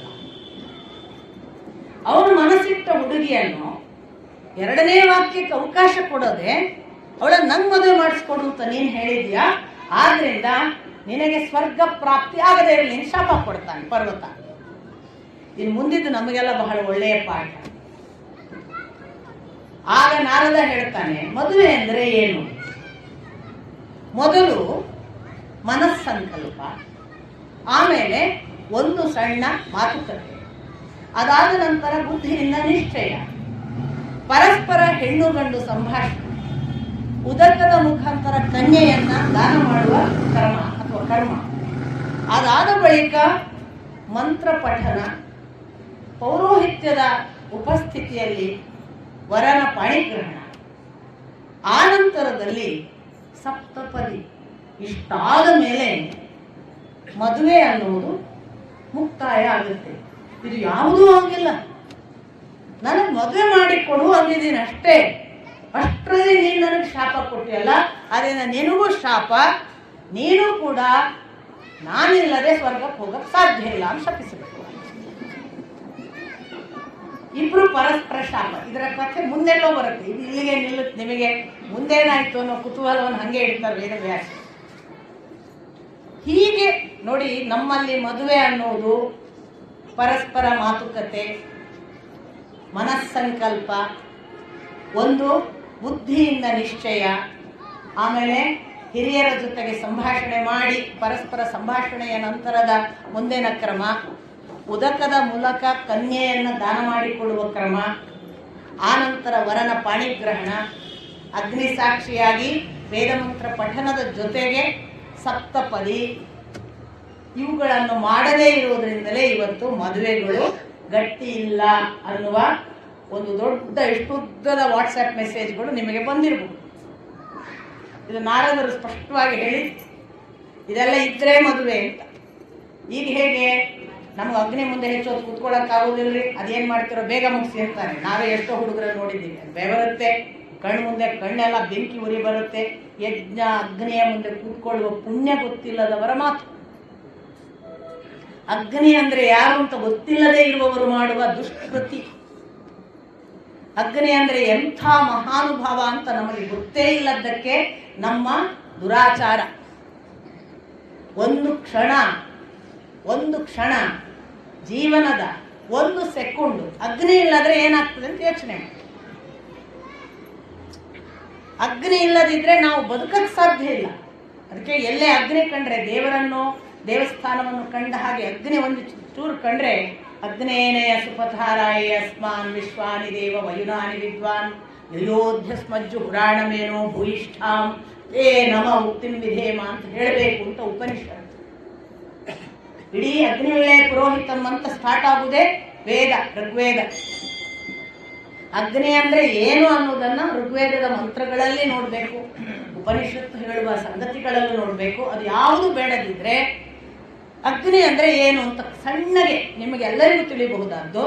ಅಗ್ನಿ ವಾಸ್ತವಿಕ ಏನೆಲ್ಲ ಕೆಲಸ ಮಾಡ್ತಾನೆ, ಅವನು ಸುಮ್ಮನೆ ಬಿಟ್ಟರೆ ನಮ್ಮ ಪಾಡಿಗೆ ನಮಗೆ ಸಹಾಯ ಮಾಡುವಾಗ ಗಾರ್ಹಪತ್ಯ ಅಗ್ನಿ, ಮನೆಯ ಒಳಗೆ ಅಡುಗೆ ಮಾಡುವುದಕ್ಕೆ ಸಹಾಯ ಮಾಡುವ ಅಗ್ನಿ ಪುರುಷ. ಅವನನ್ನ ಅಷ್ಟಕ್ಕೆ ಬಿಡದೇ ಇದ್ದರೆ ಅವನು ಆಹವನೀಯ ಅಗ್ನಿ, ನಮ್ಮ ಎಲ್ಲ ಸಮರ್ಪಣೆಗಳನ್ನು ತೆಗೆದುಕೊಂಡು ಭಗವಂತನಿಗೆ ಮುಟ್ಟಿಸಲಿಕ್ಕೆ ಸಿದ್ಧನಿರುವ ಅಗ್ನಿ ಪುರುಷ. ಆಗ ಅವನು ಎಲ್ಲವನ್ನು ಭುಂಜಿಸಿ ಅದನ್ನ ದೇವತೆಗಳಿಗೆ ಅರ್ಪಿಸ್ತಾನೆ. ಅದಕ್ಕೆ ಅವನು ಪುರೋಹಿತ ಅಂತ. ಆವಾಗ ಆಹವನೀಯ ಅಗ್ನಿ.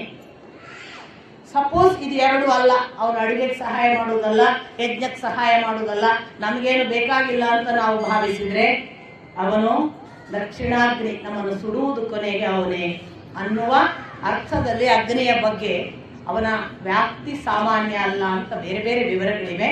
ಇರಲಿ, ಇದು ಯಾವುದನ್ನೂ ಮಾಡದೇ ಇದ್ರೆ ಅದು ಮದುವೆ ಅಲ್ಲ. ಆದ್ದರಿಂದಲೇ ಮದುವೆಗಳು ಇವತ್ತು ಅತ್ಯಂತ ವಿಚ್ಛೇದನದ ಕಡೆಗೆ ಹೊರಟಿವೆ ಅನ್ನೋದನ್ನ ಇತ್ತೀಚಿನ ಅನೇಕ ಜನ ಪೌರೋಹಿತ್ಯ ವರ್ಗವೂ ಹೇಳುತ್ತೆ. ಬೇರೆ ಬೇರೆ ರೀತಿಯಿಂದ ಅನೇಕರು ಅದರ ವಿದ್ವಾಂಸರು ಕೂಡ ಚರ್ಚೆ ಮಾಡ್ತಾರೆ. ಇಂಥ ಮಾತನ್ನು ಹೇಳಿ ನಾರದರು ನಿನಗೂ ಕೂಡ ಅದೇ ಶಾಪ ಅಂದರು.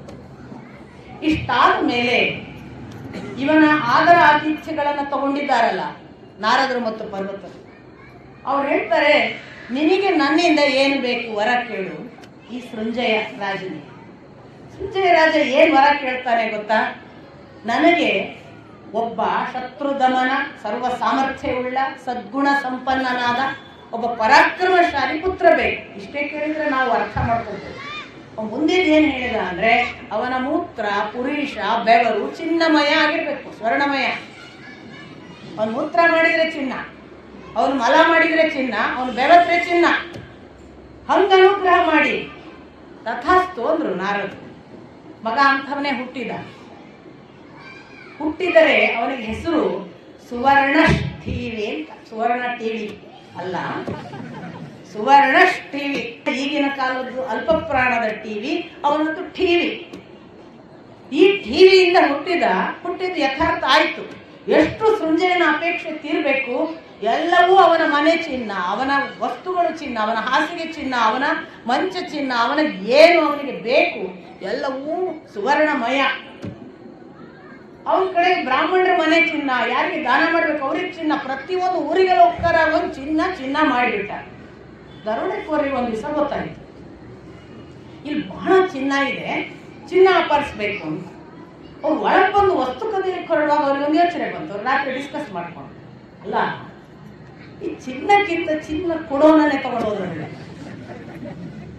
ಹೌದು ಅಂತ ಇಬ್ರು ಅನ್ಕೊಂಡ್ರು. ಅಲ್ಲಿ ಬಂದವ್ರು ಎಷ್ಟು ಜನ ಒಟ್ಟ ಅನ್ಕೊಂಡ್ರು.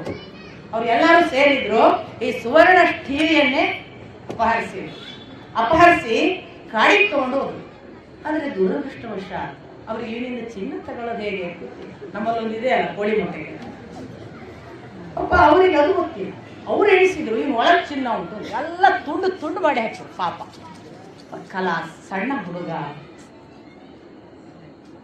ಸಣ್ಣ ತುಕುಡಿ ಮಾಡಿ ಏನೂ ಚಿನ್ನ ಸಿಗಲಿಲ್ಲ ಅಂತ ಕಡೆಗೆ ಅವರವರೇ ದರೋಡೆಕೋರು, ನೀನೇ ಹೀಗೆ ಮಾಡಿದ್ದು, ನಾವಲ್ಲಿ ಚಿನ್ನ ತಗೋಬೋದಿತ್ತು, ಇವನು ಬೇಕು ಅಂದು ಇವನ ತಗೊಂಬಂದಿಗೆ ಅದು ಇಲ್ಲ ಇದು ಇಲ್ಲ ಆಯ್ತು ಅಂತ ಅವರೊಬ್ಬರೇ ಕಾದಾಡಿ ಸತ್ತೋಗ್ತಾರೆ. ಇವ ದುಃಖಿತನಾಗ್ತಾನೆ. ಇವ ಎಷ್ಟು ದುಃಖಿತನಾಗ್ತಾನೆ ಅಂದ್ರೆ, ನನ್ನ ಮಗ ನನ್ನ ಜೀವನದಲ್ಲಿ ಇಷ್ಟೇ ಹೊತ್ತು ಇಷ್ಟೇ ಸಮಯ ಇದ್ದು ಹೋದ, ಏನ್ ಮಾಡೋದು, ಇವನಿಲ್ಲದೆ ಹೇಗೆ? ಸಿಕ್ಕಾಪಟ್ಟೆ ಅಳು. ಈ ಸೃಂಜಯ ಅಳುವುದು ನೋಡಿ ನಾರದರು ಅವನನ್ನು ಕೇಳ್ತಾರೆ, ಎಷ್ಟು ದಿವಸ ದುಃಖಿಸ್ತೀವಿ, ಸತ್ತವರಿಗಾಗಿ ಎಷ್ಟು ಅಂತ ದುಃಖಿಸ್ತೀವಿ, ಮುಗಿಸು. ಇಲ್ಲ, ನನಗೆ ಅರ್ಥ ಆಗೋದಿಲ್ಲ, ಏನು ತಪ್ಪು ಮಾಡಿದ್ದ ನನ್ನ ಮಗ, ನಿಮ್ಮ ಅನುಗ್ರಹದಿಂದ ಹಾಗೆ ಹುಟ್ಟಿದ್ದ, ಅವನನ್ನು ಕೊಲ್ಲುವ ಹಾಗೆ ಯಾಕಾಯಿತು, ಏನು ಕಾರಣ ಕೊಲ್ಲೋದಿಕ್ಕೆ? ಅಲ್ಲಿಂದ ನಾರದರು ದಾನ ಧರ್ಮದ ಕುರಿತು ಒಂದು 15 ಜನ ರಾಜರನ್ನು ಉಲ್ಲೇಖ ಮಾಡಿದ ಕಥೆಗಳನ್ನೇ ಹೇಳ್ತಾ. ನಾನು ಸುದೀರ್ಘವಾಗೆಲ್ಲ ಹೇಳೋದಿಲ್ಲ, ನಿಮಗೆ ಹೆಸರುಗಳನ್ನು ಹೇಳಿ ಕಥೆಯ ಕಂಟೆಂಟ್ ಅಷ್ಟು ಜನರದ್ದು ಒಂದೇ. ಅವೀಕ್ಷಿತನ ಮಗ ಮರುತ್ತ ಇದ್ದ, ಅವನು ಅನೇಕ ಯಜ್ಞಗಳನ್ನು ಮಾಡಿಸಿದ. ಇನ್ನಿಲ್ಲದಂತೆ ಗೋದಾನ, ಮತ್ತೊಂದು ದಾನ, ಅಶ್ವದಾನ, ಆನೆಯ ದಾನ, ಕುರಿ ಆಳುಗಳ ದಾನ, ಅನ್ನದಾನ, ಎಷ್ಟು ಬೇಕೋ ಅಷ್ಟು ದಕ್ಷಿಣೆ ಅವನು ಮಾಡಿದ್ದ. ದಾನಗಳಿಗೆ ಲೆಕ್ಕವೇ ಇಲ್ಲ. ಮರುತ್ತ ಇನ್ನೂ ಬದುಕಿರಬೇಕು ಅನ್ನೋದ್ರೊಳಗಾಗಿ ಅವನನ್ನು ಮೃತ್ಯು ವಶ ಮಾಡಿತು. ಹಾಗಾಗಿ ಅವನು ಸತ್ತ ಅಂತ ಹೇಳಿದ ಕೂಡಲೇ ನಾರದರು ಎಣ್ಣು ಮಾಡೋದೇನು ಅಂದ್ರೆ, ನೋಡು, ಅವನಿಗೆ ಧರ್ಮ, ಜ್ಞಾನ, ವೈರಾಗ್ಯ, ಐಶ್ವರ್ಯ ನಿನ್ನ ಮಗನಿಗಿಂತ ಹೆಚ್ಚಿತ್ತು. ಅವನು ನಿನ್ನ ಮಗನಿಗಿಂತ ಹೆಚ್ಚು ಧರ್ಮ ಮಾಡಿದ್ದ, ನಿನ್ನ ಮಗನಿಗಿಂತ ಹೆಚ್ಚು ದಾನ ಮಾಡಿದ್ದ, ನಿನ್ನ ಮಗನಿಗಿಂತ ಜ್ಞಾನವಿತ್ತು, ನಿನ್ನ ಮಗನಿಗಿಂತ ಸಂಪತ್ತಿತ್ತು, ಆದರೂ ಅವನು ಸತ್ತ. ನಿನ್ನ ಮಗನಿಗೆ ಇವು ಯಾವುದೂ ಇರಲಿಲ್ಲ, ಆದ್ದರಿಂದ ಪರಿತಪಿಸಬೇಡ. ಹೀಗೆ ಹೇಳ್ತಾ ಹೇಳ್ತಾ ಇನ್ನು ಬೇರೆ ಬೇರೆ ಹೆಸರು ಬದಲಾವಣೆ. ಸುಹೋತ್ರ ಅಂತ ರಾಜ ಇದ್ದ, ಅವನು ಹೀಗೆ ಅವನು ದಾನ ಮಾಡಿದ, ಧರ್ಮ ಮಾಡಿದ, ಸಿಕ್ಕಾಪಟ್ಟೆ ದುಡ್ಡು ಕೊಟ್ಟ, ಅದು ಕೊಟ್ಟ, ಆನೆ ಕೊಟ್ಟ, ಅಶ್ವ ಕೊಟ್ಟ, ಅಶ್ವಮೇಧ ಯಾಗ ಮಾಡಿದ, ರಾಜಸೂಯ, ಈ ತರ ರಾಜರುಗಳಿದ್ರೆ ಅದೆಲ್ಲ ಕಥೆಗಳು. ಅವನು ಸತ್ತ, ಅವನಿಗೂ ಧರ್ಮವಿತ್ತು, ಜ್ಞಾನವಿತ್ತು ಮತ್ತು ಐಶ್ವರ್ಯವಿತ್ತು, ಅವನು ಕೂಡ ಸತ್ತ. ಹಾಗಾಗಿ ನಿನ್ನ ಮಗ ಇದು ಯಾವುದೂ ಮಾಡಿಲ್ಲ, ಆದ್ದರಿಂದ ಪರಿತಪಿಸಬೇಡ. ಅವನಿಗೆ ಮುಗಿಸೋದಿಲ್ಲ. ಮೂರನೆಯವನ ಕಥೆ ಅದು ಪೌರವ ಅನ್ನುವವನು, ಅವನ ಬಗ್ಗೆಯೂ ಹೀಗೆ. ನಾಲ್ಕನೆಯವನ ಕಥೆ ಅವನು ಬಂದುಬಿಟ್ಟು ಆ ರಾಜನ ಹೆಸರು ಹೇಳುವಾಗ ಶಿಬಿ ಅನ್ನುವವನಿರಬಹುದು, ಯಯಾತಿ, ಅಂಬರೀಷ, ಇವರ ಕಥೆಗಳನ್ನು ಹೇಳುವುದೆಲ್ಲ ಇದೆ. ಅವರು ಯಾಗ ಮಾಡಿದ್ರು, ದುಡ್ಡು ಕೊಟ್ಟರು, ದಾನ ಕೊಟ್ಟರು, ದಕ್ಷಿಣೆ ಕೊಟ್ಟರು, ಅಶ್ವಮೇಧ ಮಾಡಿದ್ರು, ಇದೇ ಕಥೆಗಳಲ್ಲಿ ವ್ಯತ್ಯಾಸ ಇಲ್ಲ. ನಾರದರು ಒಂದು ಕಥೆ ಮುಗಿಸೋದು, ಇವ್ನ ಮುಖ ನೋಡೋದು, ಇವನು ಬದಲಾಗಿಲ್ಲ, ಎರಡನೇ ಕಥೆ ಹೇಳೋದು, ಮೂರನೇ ಕಥೆ ಹೇಳೋದು, ನಾಲ್ಕನೇ ಕಥೆ ಹೇಳೋದು, ಒಟ್ಟು 15 ರಾಜರ ಕಥೆ ಹೇಳೋದು. ನಾರದರು ಕಥೆ ಹೇಳುವಾಗ ಬಹಳ ಪ್ರಮುಖವಾಗಿ ರಾಮನ ಕಥೆಯೂ ಬರುತ್ತೆ, ಪರಶುರಾಮರ ಕಥೆ ಬರುತ್ತೆ, ಋತುವಿನ ಕಥೆ ಬರುತ್ತೆ, ಭರತನ ಕಥೆ ಬರುತ್ತೆ, ನಿಮಗೆ ಗಯನ ಕಥೆ ಬರುತ್ತೆ. ಗಯ ಗೊತ್ತಿರಬಹುದು ನಿಮಗೆ. ಗಯ ಎಂಥವನು ಅಂತಂದ್ರೆ ಅವನ ಬಗ್ಗೆ ವಿವರಣೆ ಬರುತ್ತೆ. ಇಲ್ಲೆಲ್ಲ ಇನ್ನೊಂದು ಕಡೆ ಮಹಾಭಾರತದಲ್ಲಿ ಬರುವ ವಿವರಣೆಗಿಂತ ಭಾಗವತದಲ್ಲಿ ಬರುವ ವಿವರಣೆಗಳು ಗಯನ ಬಗ್ಗೆ ಬಹಳ ವಿಶೇಷವಾಗಿವೆ. ಯಾಕೆ ನಾವು ಈಗಲೂ ಕೂಡ ಗಯಕ್ಕೆ ಹೋಗಿ ಎಲ್ಲ ಶ್ರಾದ್ದ ಮಾಡ್ತೇವೆ. ಗಯ ಕೊಡ್ತಿದ್ದಂತಹ ಅನ್ನದಾನ, ಅನ್ನದ ಪರ್ವತ ಅಂತೆ, ಒಂದೊಂದು ದಿನ ಮಾಡಿ ಹಾಕ್ತಿದ್ದ, ಒಂದೊಂದು ಅನ್ನದ ಪರ್ವತ ಆಗುವಷ್ಟು ದಾನ ಮಾಡ್ತಿದ್ದ, ಪರಿ ದಾನ. ಅಂಥ ಗಯ ಶಿಬಿ ಅಂತ ನಿಮಗೆ ಗೊತ್ತು, ಉಶೀನರನ ಮಗ, ಅವನ ಕಥೆ ಬರುತ್ತೆ. ಶಿಬಿಯ ಆ ಕಥೆ ಇಲ್ಲಿ ಬರಲ್ಲ. ಪಾರಿವಾಳದ ಮಾಂಸಕ್ಕೆ ತನ್ನ ತೊಡೆಯ ಮಾಂಸ, ಅಲ್ಲಿಂದ ದೇಹದ ಮಾಂಸವನ್ನೇ ಕೊಟ್ಟ ಆ ಕಥೆ ಬರಲ್ಲ. ಅವನು ಯಾಗ ಮಾಡಿದ್ದು, ಯಜ್ಞ ಮಾಡಿದ್ದು, ಅವನು ಮಾಡಿದ ರಾಜಸೂಯ, ಅವನು ಮಾಡಿದ ಅಶ್ವಮೇಧ, ಅವನು ಮಾಡಿದ ದಾನ, ದಕ್ಷಿಣೆ, ಆ ವಿಚಾರಗಳೆಲ್ಲ ಅವೇ. ಅಂಬರೀಷನ ಕಥೆ ಬರುತ್ತೆ, ಅವನ ಏಕಾದಶಿ ವ್ರತ ಬರಲ್ಲ, ಬಟ್ ಅವನ ಯಾಗ, ಹೋಮ, ಹವನ, ಅದರ ದಕ್ಷಿಣೆ, ಅದರ ಬಗ್ಗೆ ಬರುತ್ತೆ. ರಾಮನ ವಿಷಯದಲ್ಲೂ ಹಾಗೆ, ಅವನು ಮಾಡಿದ ಅಶ್ವಮೇಧ, ಅವನು ಮಾಡಿದ ರಾಜದಕ್ಷಿಣೆಗಳು, ಅವನು ಮಾಡಿದಂತಹ ಅನೇಕ ಅಶ್ವ ಆನೆಗಳ ದಾನ, ಈ ವಿವರವೇ. ರಾಮನ ಇತರ ಕಥೆ ಬರಲ್ಲ. ಪರಶುರಾಮನ ವಿಷಯದಲ್ಲಿ ನಿಮಗೆ ಗೊತ್ತು, ಅವನು ಭೂಮಂಡಲವನ್ನು 21 ಬಾರಿ ಸುತ್ತಾಡಿ ಅಷ್ಟೂ ಜನ ಕ್ಷತ್ರಿಯರನ್ನು ಸರ್ವನಾಶ ಮಾಡಿ ಭೂಮಂಡಲವನ್ನು ತಾನಿಟ್ಕೊಳ್ಳಿಲ್ಲ. ಕಶ್ಯಪ ಮೊದಲಾದ ಋಷಿಗಳನ್ನು ಕರೆದು ಅಷ್ಟನ್ನೂ ದಾನ ಮಾಡಿ ಮಹೇಂದ್ರ ಪರ್ವತದಲ್ಲಿ ಹೋಗಿ ತಾನು ತಪಸ್ಸಿಗೆ ನಿಂತ ಅಂತ ಇರುವುದು. ಅಂಥ ದಾನವನ್ನು ಪ್ರಧಾನವಾಗಿ ಇಟ್ಟುಕೊಂಡು ಈ ಥರದ 15 ಹೆಸರುಗಳನ್ನು ಹೇಳಿ ಮಾಂಧಾತೃವಿನ ಕಥೆ ಇಲ್ಲೇ ಬರುತ್ತೆ. ಮಾಂಧಾತ ಅಂತ ಇವನ, ನಿಮಗೆ ಗೊತ್ತೋ ಇಲ್ಲ, ಈ ಕಥೆಯನ್ನು ಕೂಡ ಬಹಳ ವಿಶೇಷವಾಗಿ ಮಹಾಭಾರತ, ಭಾಗವತ ಎರಡೂ ಕಡೆ ಹೇಳ್ತೀವಿ ನಾವು. ಯುವನಾಶ್ವ ಅಂತ ಒಬ್ಬ ರಾಜ. ಯುವನಾಶ್ವನಿಗೆ ಒಂದಿನ ಬಾಯಾರಿಕೆ ಆಗುತ್ತೆ, ಕುದುರೆ ಜೊತೆಗೆ ಅವನು ಬೇಟೆಗೆ ಹೋದಾಗ. ಆ ಬಾಯಾರಿಕೆ ತೀರಿಸ್ಬೇಕು ಅಂತ ಹೀಗೆ ನೋಡ್ತಾನೆ, ಅಲ್ಲೆಲ್ಲ ಹೋಮದ ಹೊಗೆ ಕಾಡುತ್ತೆ. ಹೋಮ ನಡೀತಿದೆ ಅಂದ್ರೆ ಅಲ್ಲಿ ನೀರು ಸಿಗುತ್ತೆ ಅಂತ ಅಲ್ಲಿ ಹೋಗ್ತಾನೆ. ಅದು ಯಜ್ಞವಾಟಿ ಹೌದು, ಯಾರೂ ಇರೋದಿಲ್ಲ. ಅಲ್ಲೊಂದು ಮೊಸರು ಮತ್ತಿತರ ಮಿಶ್ರಣಗಳನ್ನು ಸಿದ್ಧಪಡಿಸಿದ ಯಾವುದೋ ಒಂದು ಕುಂಭದಲ್ಲಿ ಒಂದು ಪಾನೀಯ ಇರ್ತದೆ, ಪೇಯ. ಅವನಿಗೆ ಬಾಯಾರಿಕೆ ತಡೆಯಕ್ಕಾಗಲ್ಲ, ಅದನ್ನು ತೆಗೆದು ಕುಡಿತಾನೆ. ಅದು ವಾಸ್ತವಿಕ. ಆ ಪೇಯವನ್ನು ಸಿದ್ಧಪಡಿಸಿದ್ದು ಋಷಿಗಳು ಒಂದು ತಾಯಿಗೆ ಮಗು ಆಗಲಿಕ್ಕೆ ಬೇಕಾದಂತಹ ಸಿದ್ಧತೆ, ಅದನ್ನು ಕುಡಿದ್ರೆ ಮಗು ಆಗುತ್ತೆ ಅಂತ. ಇದನ್ನು ಅವ ಕುಡ್ದ. ಯುವನಾಶ್ವ ಗರ್ಭಣ ಆಗ್ತಾನೆ. ನೋಡಿ, ಗಂಡು ಗರ್ಭಿಣಿಯಾದದ್ದು, ಲಿಂಗ ಪರಿವರ್ತನೆ, ನಪುಂಸಕರಾಗುವುದು, ಇವೆಲ್ಲ ನಮಗೆ ನಮ್ಮ ಭಾರತೀಯ ಪರಂಪರೆಯ ಬೇರೆ ಬೇರೆ ಘಟನೆಗಳಲ್ಲಿ ಸಿಗ್ತವೆ. ಗಂಡು ಹೆತ್ತಿದ್ದಾನೆ ಅನ್ನೋದಕ್ಕೆ ಇದೊಂದು ದಾಖಲೆ. ಅವನು ಗರ್ಭಿಣಿಯಾಗಿ ಅವನ ಮಗುವನ್ನು ಅಶ್ವಿನಿ ದೇವತೆಗಳು ಶಸ್ತ್ರಚಿಕಿತ್ಸೆ ಮೂಲಕ ತೆಗೀತಾರೆ. ಆಗ ಯುವನಾಶ್ವ ಆ ಮಗುವನ್ನು ತನ್ನ ತೊಡೆ ಮೇಲೆ ಇಟ್ಕೋತಾನೆ. ಅದಕ್ಕೆ ಹಾಲು ಕೊಡೋದು ಯಾರು? ಪ್ರಶ್ನೆ ಬಂತು. ಯಾರು ಹಾಲು ಕೊಡ್ತಾರೆ, ಈ ಮಗುಗೆ ಯಾರು ಹಾಲು ಉಣಿಸ್ತಾರೆ ಅಂತ ಎಲ್ಲರೂ ಕೇಳುವಾಗ ಆ ಹೊತ್ತಿಗೆ ಇಂದ್ರ ಬಂದು ಮಾಂ ಧಾತ, ನಾನು ಕೊಡುತ್ತೇನೆ ಅಂದನು. ಹಾಗೆ ಅವನ ಬೆರಳನ್ನ ಇಟ್ಟ. ಆ ಬೆರಳನ್ನ ಚೀಪಿದಾಗ ಅದಕ್ಕೆ ತುಪ್ಪ ಮತ್ತು ಹಾಲು ಸಿಕ್ಕಿತು, ಹಾಗೆ ಬೆಳೆಯಿತು. ಹಾಗೆ ಅದರ ಹೆಸರು ಮಾಂಧಾತ ಅಂತ ಕಥೆ ಬರುತ್ತೆ. ಈ ಕಥೆಯನ್ನು ನೋಡಿದಾಗ ನನಗೆ ಅನಿಸಿದ್ದು, ಅದಕ್ಕೇನೆ ನಮ್ಮ ಮಕ್ಕಳು ಭಾರಿ ಬೆರಳು ಚೀಪ್ತಾರಲ್ಲ, ಲೋ ಮಾಂಧಾತನ ಆ ಕೃಪೆ, ಇಂದ್ರ ಕೃಪೆ. ಯಾಕೆಂದ್ರೆ ಕೈಯನ್ನೆಲ್ಲ ಇರುವುದು ಇಂದ್ರ ಅಂತಲೇ ಮಾತು. ನಮಗೆ ದೇಹದಲ್ಲಿ ಬೇರೆ ಬೇರೆ ಅವಯವಗಳಲ್ಲಿ ಬೇರೆ ಬೇರೆ ಇದ್ದಾನೆ ದೇವತೆಗಳು ಅಂತ ನಾನು ಭಾಗವತ ಹೇಳುವಾಗ ಹೇಳಿದ್ದೀನಲ್ಲ. ಕೈಗಳಲ್ಲಿ ಇಂದ್ರ, ಸೊ ನಮ್ಮ ಮಕ್ಕಳಿಗೆ ಎಷ್ಟು ಮಾಡಿದ್ರು ಬೆರಳು ಬಿಡ್ಸೋಕ್ಕಾಗಲ್ಲ, ಅಮ್ಮನ ಹಾಲು ಬಿಡ್ತಾವೆ. ಬೆರಳು ಬಿಡಿಸ್ಲಾಗದೆ ಹಲ್ಲು ಮುಂದೆ ಬಂತು ಅಂತ ಕೈ ಬೇವು ಹಚ್ಚಿ ಏನೇನೋ ಮಾಡಿಸಿ ಬಿಡಿಸುವುದು ನಿಮಗೆ ಗೊತ್ತು. ಮಾಂಧಾತನ ಕತೆ ಅಂಥದ್ದೊಂದು. ಹೀಗೆ ಬೇರೆ ಬೇರೆ ರಾಜರ ಕಥೆಗಳನ್ನು ಹೇಳಿ ಪೃಥು ನಿಮಗೆ ಗೊತ್ತು, ಅವನು ಕೂಡ ಭಾಗವತದಲ್ಲಿ ಒಂದು ಅವತಾರ ಪುರುಷ.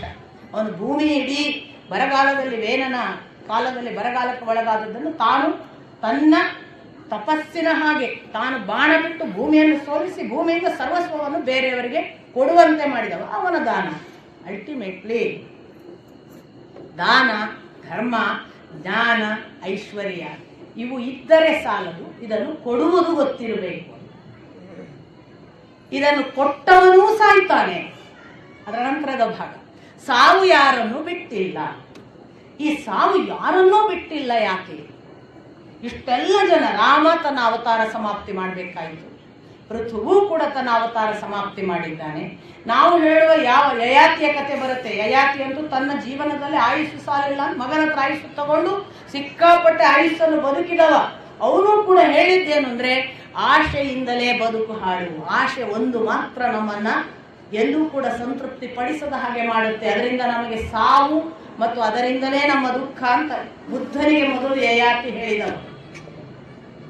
ನಾನು ಬದುಕಿನಲ್ಲಿ ನಾನು ಕಂಡು ಹೇಳ್ತೇನೆ, ದಯವಿಟ್ಟು ಆಶೆ ಬಿಡಿ ಅಂತ. ನಾವು ಸುಖ ಬೇಕೆನ್ನುವುದು ಮನುಜರ ಹಕ್ಕು.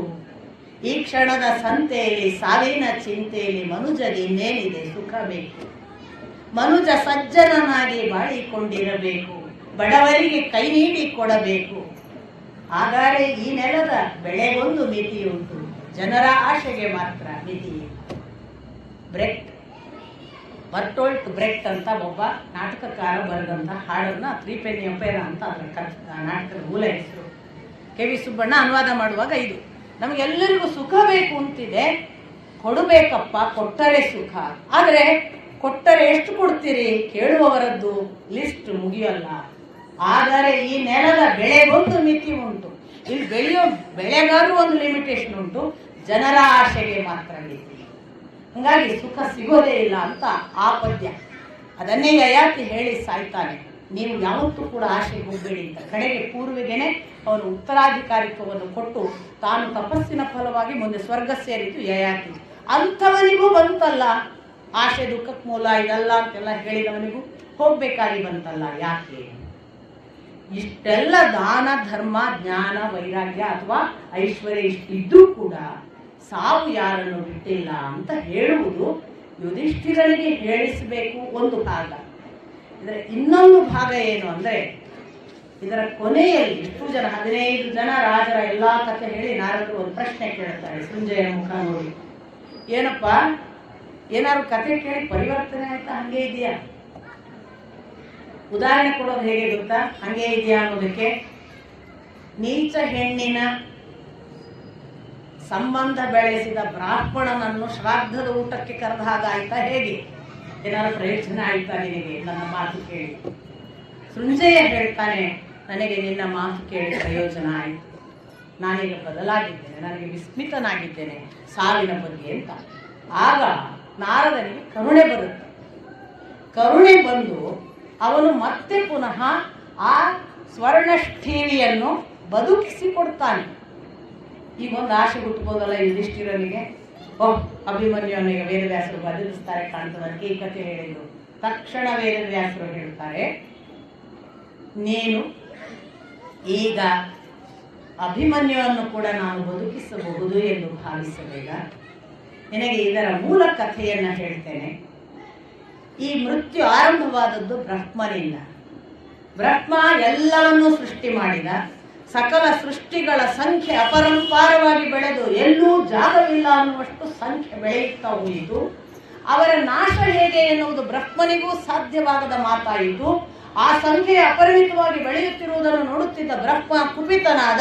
ಇದು ಇಲ್ಲವಾಗಬೇಕಲ್ಲ ಅನ್ನುವ ಸಿಟ್ಟಿನಲ್ಲಿ ಅವನು ನೋಡಲಾಗಿ ಅವನ ಕೋಪದಿಂದ ಒಬ್ಬಳು ಸ್ತ್ರೀ ಹುಟ್ಟಿಕೊಂಡಳು. ಅವಳ ಹೆಸರು ಮೃತ್ಯು. ಆ ಮೃತ್ಯು ಅನ್ನುವ ಸ್ತ್ರೀಯನ್ನ ತಕ್ಷಣವೇ ಹೋಗು ಎಲ್ಲರನ್ನು ಸಂಹರಿಸು ಎಂದು ಬ್ರಹ್ಮ ಆದೇಶಿಸಿದ. ಅವಳು ಒಂದೇ ಸಮನೆ ಭೀತಳಾಗಿ ತಾನು ಇದನ್ನು ಮಾಡಲಾರೆ ಎಂಬ ಭಾವದಿಂದ, ಹಾಗಂತ ಬ್ರಹ್ಮನ ಶಾಪಕ್ಕೆ ಭಯಪಟ್ಟು ಏನೂ ಹೇಳಲಾಗದೆ ಕಣ್ಣೀರು ಹಾಕ್ತಾಳೆ. ಆ ಕಣ್ಣೀರು ನೆಲಕ್ಕೆ ಬೀಳದ ಹಾಗೆ ಬ್ರಹ್ಮ ಹಿಡಿದನಂತೆ. ಸ್ವಲ್ಪ ಚೆನ್ನಾಗಿದೆ ಕತೆ ಕೇಳಿ. ಕಣ್ಣೀರು ಹಾಕದ ಹಾಗೆ, ಆ ಕಣ್ಣೀರು ನೆಲಕ್ಕೆ ಬೀಳದ ಹಾಗೆ ಬ್ರಹ್ಮ ಕೈಯಲ್ಲಿ ಹಿಡಿದನಂತೆ. ಯಾಕೆ ಕಣ್ಣೀರು ಕೇಳಿದನು? ಇಲ್ಲ, ನೀನು ಸಂಹರಿಸಲಿಕ್ಕೆ ಹೇಳ್ತೀನಿ.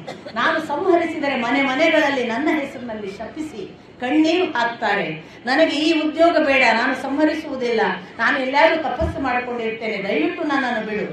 ಇಲ್ಲ, ನೀನು ಮಾಡಲೇಬೇಕು ಅಂತ ಹಠ ಮಾಡುವಾಗ ರುದ್ರ ಬರ್ತಾನೆ. ರುದ್ರ ಬಂದು, ನಿನ್ನ ಕೋಪ ಒಳ್ಳೆಯದಲ್ಲ, ನೀನು ಉಪಸಂಹರಿಸು. ಅವಳನ್ನು ಆ ಕೆಲಸಕ್ಕೆ ನೇಮಿಸುವ ಮೊದಲು ನಿನ್ನ ಕೋಪ ಉಪಸಂಹಾರ ಆಗಲಿ. ಬ್ರಹ್ಮನಿಗೆ ಸ್ವಲ್ಪ ರಿಯಲೈಸ್ ಆಯ್ತಂತೆ. ಅವನು ಕೋಪವನ್ನು ತನ್ನ ಆತ್ಮದಲ್ಲೇ ಅಂತರ್ಧಾನ ಮಾಡಿಕೊಂಡನಂತೆ. ಅಷ್ಟು ಹೊತ್ತಿಗೆ ಶಾಂತನಾಗಿದ್ದ. ಆ ಬಳಿಕ ಅವಳು ಪುನಃ ಅಲ್ಲೇ ನಿಂತಿದ್ಲು.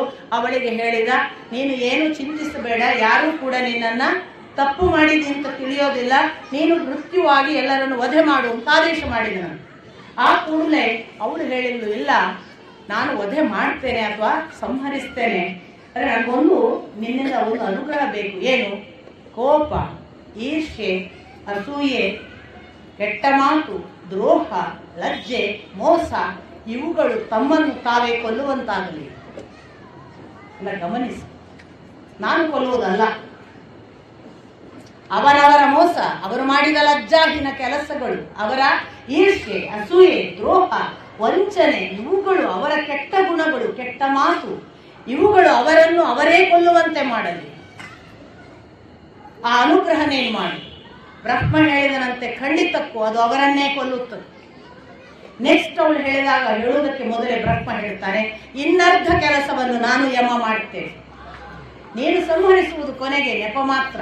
ಏನು ನಾವಿಬ್ರು ಮಾಡೋದು?